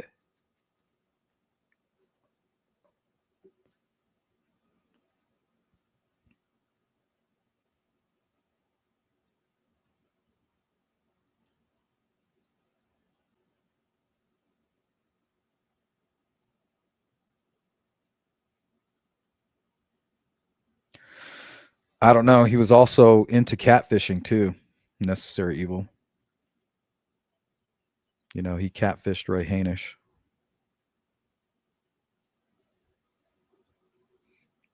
We're going to do a live stream on Nicole Bowen very soon. I think people need to be reminded of what happened to her and what Ashley Garth, who is an evil piece of shit person, and what Garrett Kurtz did to her.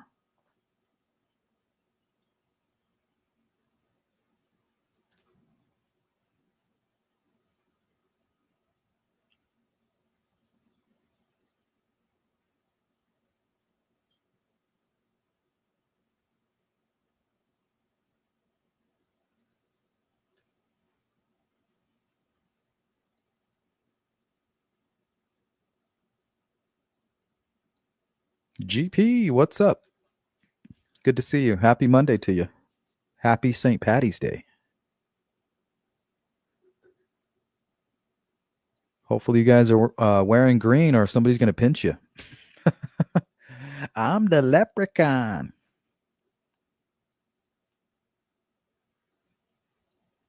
All right, guys, we will be live again a little bit later today after things kind of settle down. We might have a quick check-in, but I also wanted to talk about I want to talk about the Karen Reed case, Mangione. I guess we can talk about some of this news now before we get out of here.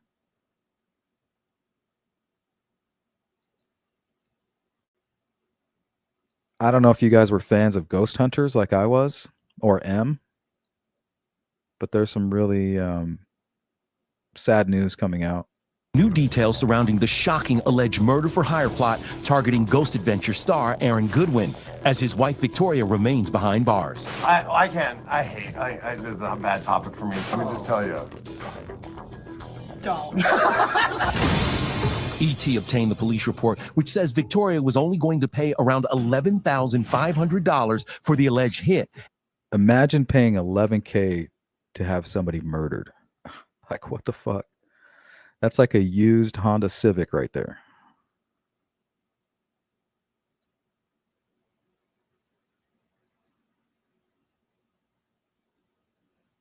It's disgusting. See, for a psychopath, divorce, yeah, it's on the table, but do I really want to go through all of that? You know, do I want to go through the whole divorce process? He's going to get a good lawyer. I'm not going to get any alimony. You know, I didn't do what I needed to do to ensure my security after a divorce. I'll just kill him.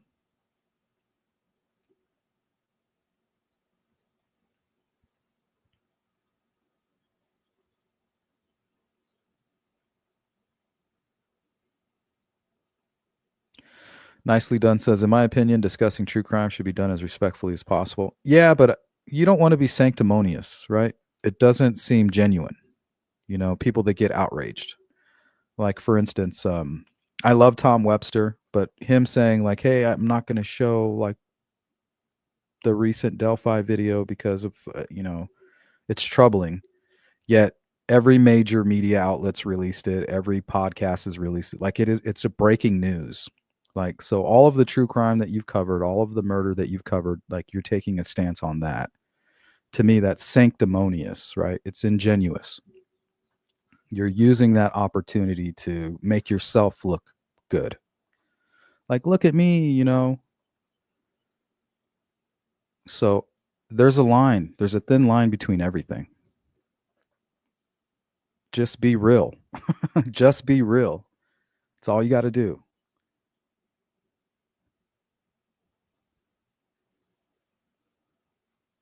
CJK, yay, agree sleuth on Garth. Yeah, fuck Ashley Garth.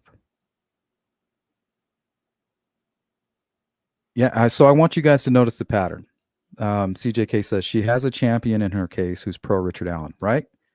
Of course she's pro Richard Allen. And I would bet my bottom dollar that she's pro Bryan Kohberger.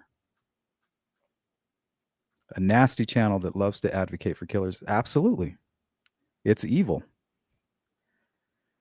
And the people that go to that channel and channels like it and sit there and re-victimize family members, it's because they're wicked. It really is that simple, guys.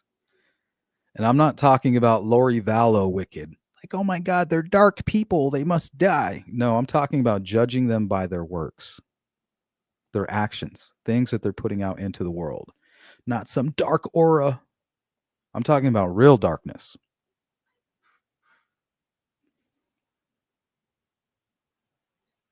Miss Joel. Yeah, just get a divorce.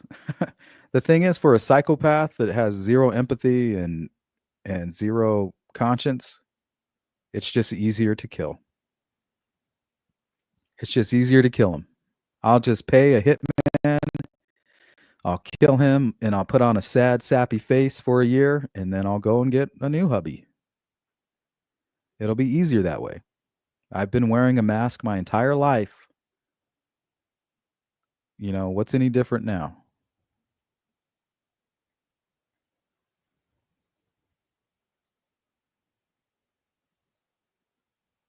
And it was planned with her prison pen pal, convicted triple murderer Grant Amato. Okay, now see how these people, they love Richard Allen, they love Ashley Garth, and they love Bryan Kohberger, and they start writing letters to them. And this is the kind of shit that they get right here. This is very similar to what they're doing. Pen pal, convicted triple murderer Grant Amato. Grant Amato, free Grant Amato, free Grant Amato. Armed and dangerous. Grant Amato is accused of killing his parents and his brother. In the report, Victoria says she wrote to Grant after seeing his story on a true crime documentary. And does this all sound familiar? According to seized messages, the two discussed, quote, how much they are in love. Yep, they love him. Disgusting.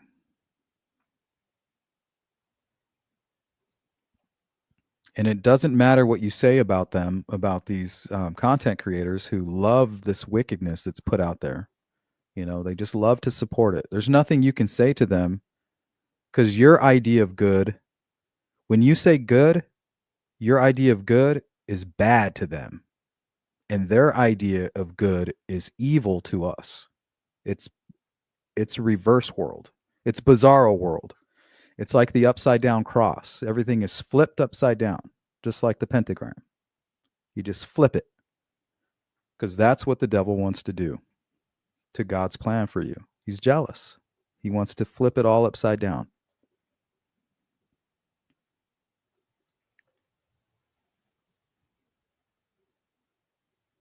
Yeah, she ain't shit. Never was, never will be.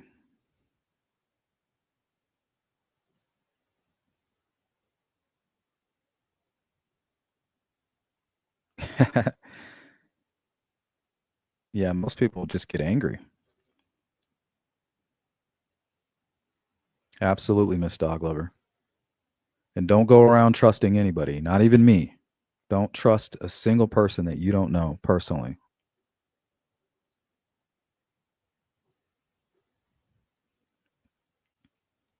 Because wicked people, they wear masks. You know, they can hide right in front of you. They've been hiding from everybody their entire lives. You, as a stranger, oh, that's easy. I can fool you easy. You know, they've been fooling their family, their friends, their entire lives. They've been hiding the psychopathy. Superficial charm. Yeah, GP, it's upsetting. It is upsetting. And this person had the audacity to comment on one of my videos. I blocked her like that. She ain't shit to me. But there's no reason in even engaging with those people because you'll never agree. Good and evil will never agree because they are polar opposites.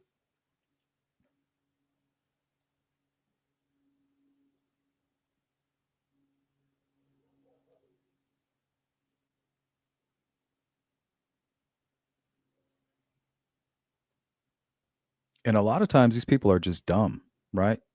They're just dumb. They fall victim to manipulation. Like these killers are master manipulators.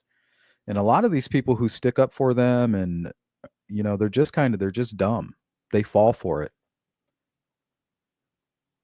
They don't understand how things work. They don't understand what an upward angle is. They don't understand editing of audio and how it can change things, how it can play tricks on the mind, how the mind fills gaps.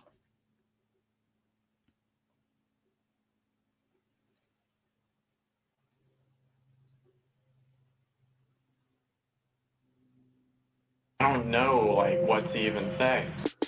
As for the timeline of the alleged plot, October 2nd, Victoria allegedly sent Grant the location of Aaron's hotel where he was filming Ghost Adventures. No, dude.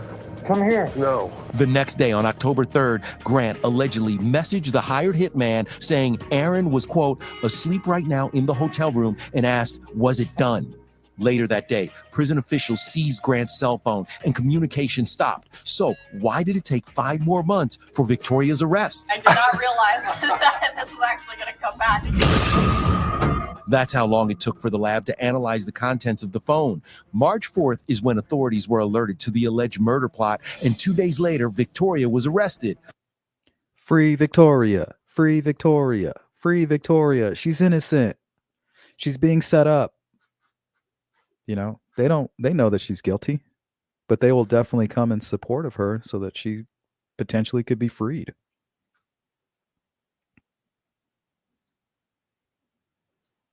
It's just sad. It's just so sad.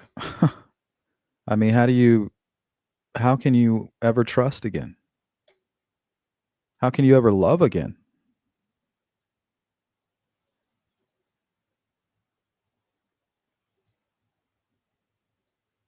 Yeah, no worries, Sassy.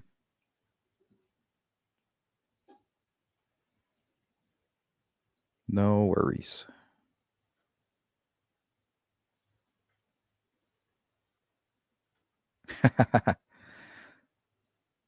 Might be.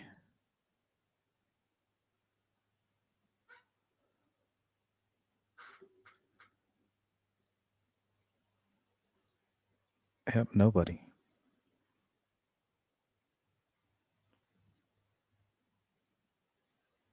They just don't have a conscience. They're filled with rage. And they have this weird impulse. Compulsory.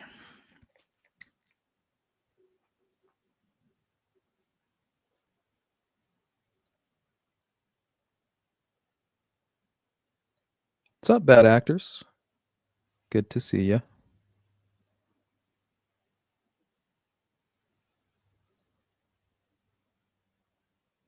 Well, that's what they do. That's what evil does. Spreads lies, misinformation to support, this evil person that they kind of propped up on a pedestal.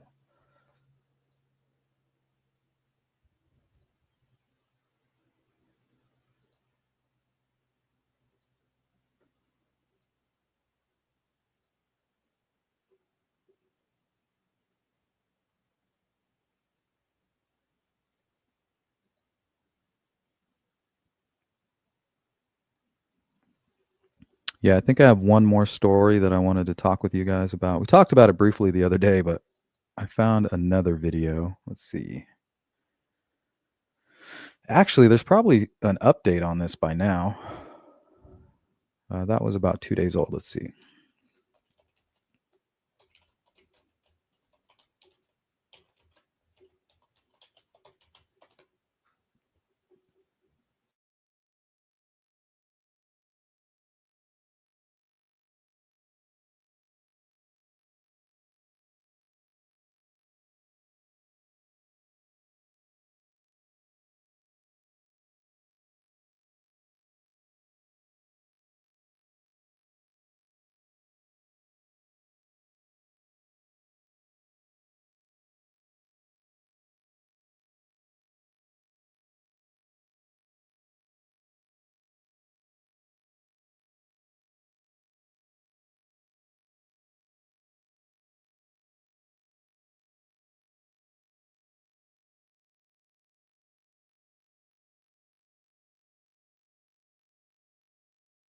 How did this little old lady accomplish that? You can't go around underestimating people. Let's just start there.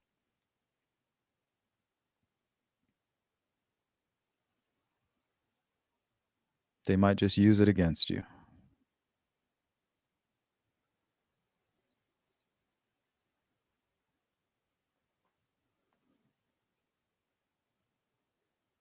So according to this guy, he actually lit the fire so that law enforcement would respond and see his situation.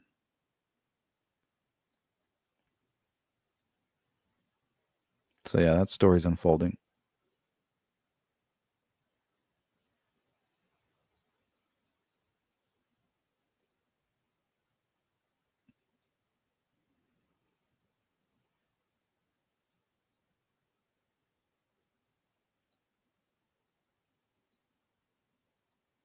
All right, guys, if you haven't participated in the poll, do so now. We're about to close it out. 5-minute warning. 5-minute warning.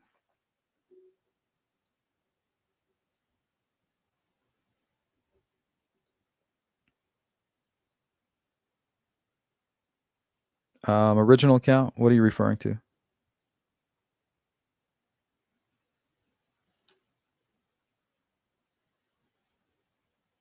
Yeah, I saw that. Nicely done. I think they even had like CPS go check on him.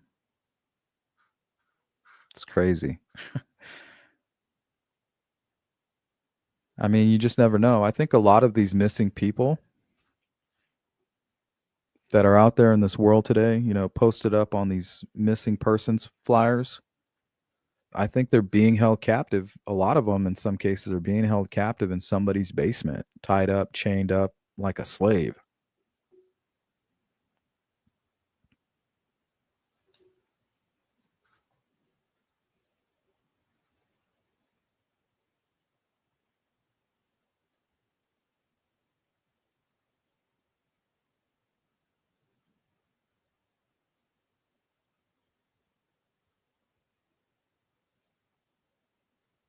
GP says, this just isn't okay. The evil will spread and destroy people's lives, and they will turn it around. Yeah, it's awful. The best you can do is just ignore it, point at it, and call it what it is. That's the most effective thing you can do. Is to point it out, say, hey, what you're doing is evil, and I don't want any part of it. You can go that way with it. What do you mean Discord? What Discord?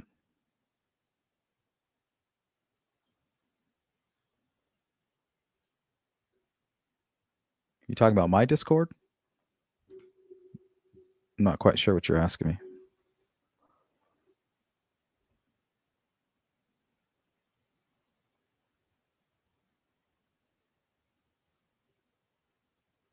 Okay, the poll question. Defense may argue Bryan Kohberger's DNA was planted. Do you agree with that? And also free Reese Davis? Do you think it's possible, but not likely? Or do you think that's laughable? Or are you just kind of lurking and you don't really like me that much? So, sleuth, shut the fuck up. Those are your options. 59% of you said that's laughable. 20% said possible, not likely. 10%, I agree. Who's Reese Davis, though? It's just kind of an inside joke. Free Reese Davis. Free Reese Davis. I got an interview with Reese Davis, so we should free him now.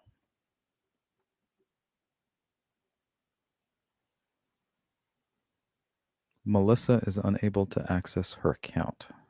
Oh, did I miss something? Well, she can shoot me an email about it.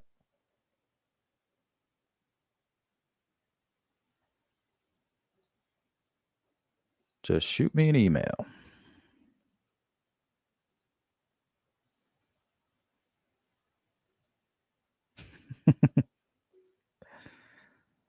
Come on, say it with me. Free Reese Davis. Free Reese Davis. Free Reese Davis.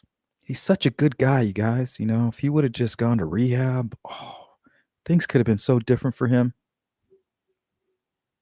He wouldn't have joined a white supremacist gang. He wouldn't have started a meth lab. He just got off onto the wrong foot, guys. Could have been any one of us. We're all Reese Davis.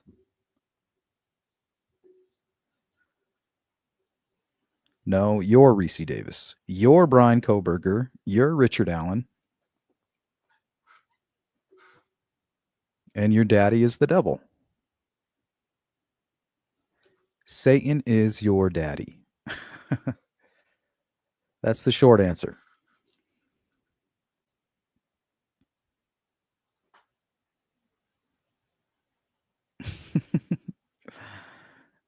We're all Richard Allen.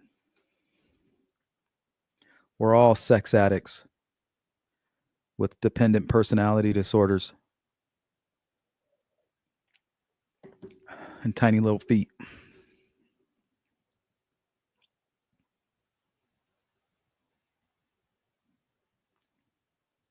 Satan's your daddy. Well, we definitely on different teams than necessary. Satan ain't my daddy. Satan's my bitch.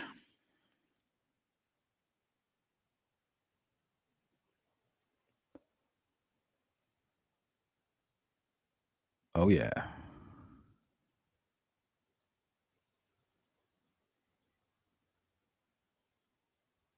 Nope, he'll never meet me. He knows better.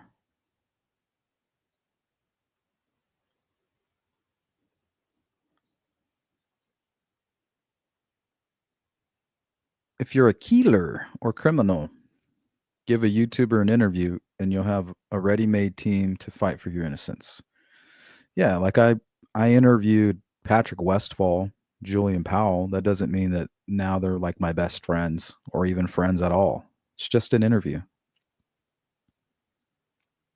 Doesn't mean I agree with anything that they're saying. It's just news.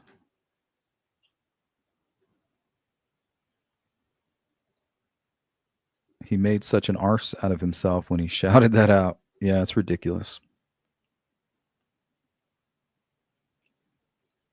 But we know what it is, guys. It's evil. Bad actor says there was a panel on the bridge video. I couldn't stomach more than 5 minutes. Hey, you made it longer than I did. You made it longer than me.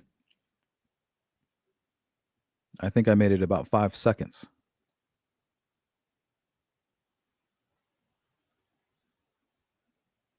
Usually, if somebody wishes death on somebody else, like a parent, it's usually a bad sign. Yep. And if that's you out there, if you're reading that comment and you're like, yeah, well, that's me. Well, Satan is your daddy, too. CJK Sleuth, some are still triggered by your Patrick Westfall interview. Yeah, wait till the strikes come. I'm going to wait till I have enough, and then I'm going to drop the hammer on a whole group of these people. Boom. And their channels will go bye-bye. So good luck. I'm just waiting till the right time.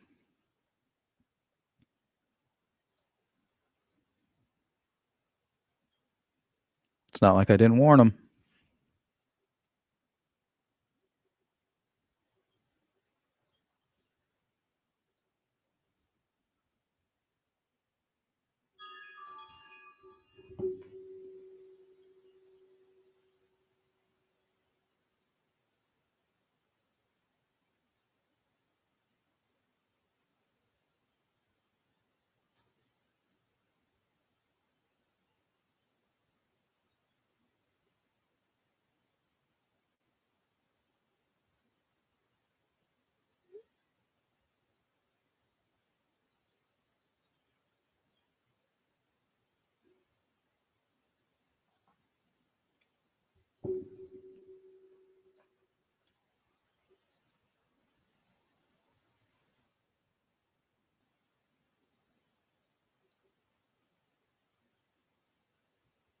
Creators Wars is going to be a new reality TV show.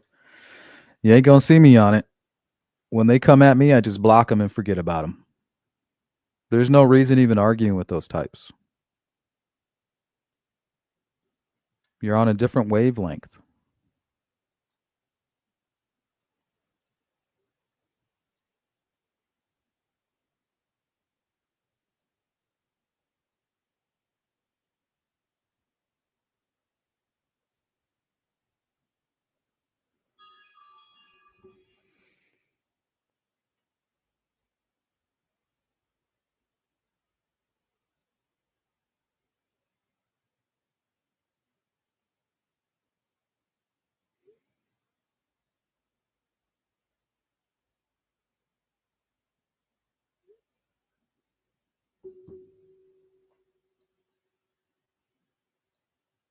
Yeah, there's no reason to come after anybody.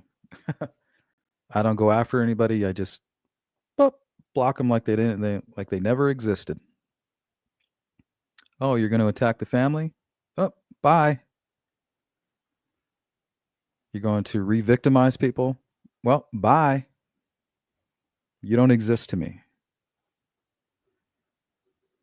You're just another wicked person in this world filled with wickedness. You don't get any of my attention. You don't get any of my energy. Because that's what they are. They're vampires. Energy vampires. You know, they feed off of that shit. You ain't going to feed off of me.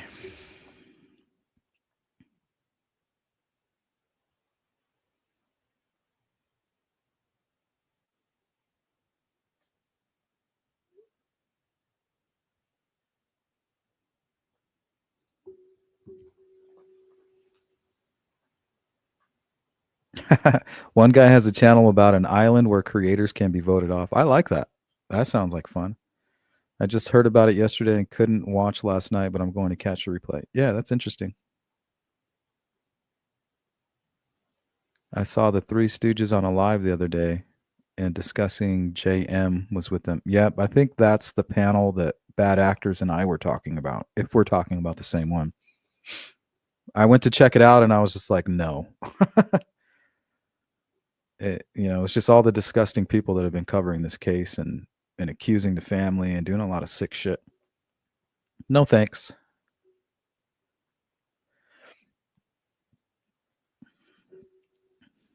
Bad actors, it's not good people who swallow it up. You know what I mean? It's not good people. Evil begets evil. So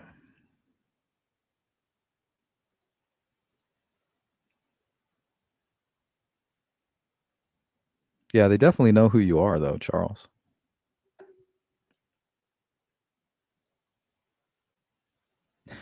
Three Stooges and an old hen.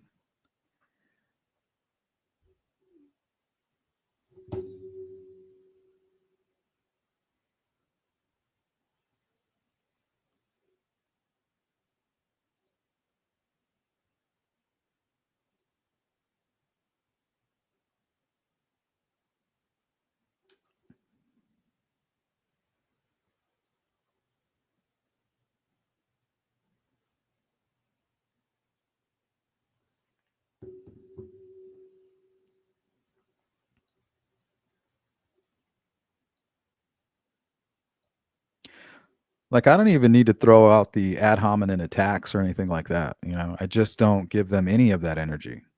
They don't get any of my ad hominem attacks. They don't get anything. They're just gone. Poop. You just don't exist to me anymore. There's a bunch of people in this world who are suffering, fallen under the wing of Lucifer. I can't help them. It's not my duty to help them. God have mercy on their souls. That's why I always tell you guys, I live in a city filled with crackheads. You can go down any major intersection in Phoenix and you're going to see crackheads all over the place. I don't jump out of my car and say, hey, crackhead, and I don't shake them and go, hey, stop doing this. Stop living on the street. Stop being addicted to meth. It's killing you. Nope. I just look at them and say, wow, that's so tragic. I hope that they, find their way out of it. I treat all these wicked YouTubers the same way. Hopefully you'll find your way one day.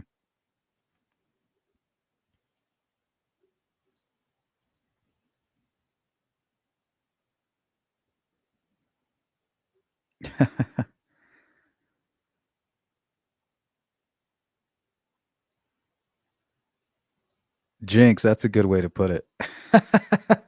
You're not a dumpster diver. Yeah, I'm not. I throw trash away. I'm sure some people might find a few gems when they're diving through the dumpster. Good for you. But that's not me.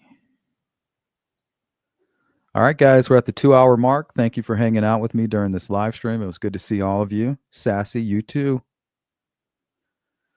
Sometimes I just got to make the position of the channel clear. And don't forget to hit the like button on the way out. Thank you guys for all of your support. And I'm sure I'll see you again a little bit later. Some topics, some things I want to talk to you guys about. And make sure you enjoy your Monday. It's been fun chatting with you guys. And don't forget, justice for Madison Mogan, Kaylee Goncalves, Zany Kernodle, and Ethan Chafin. Take care, guys.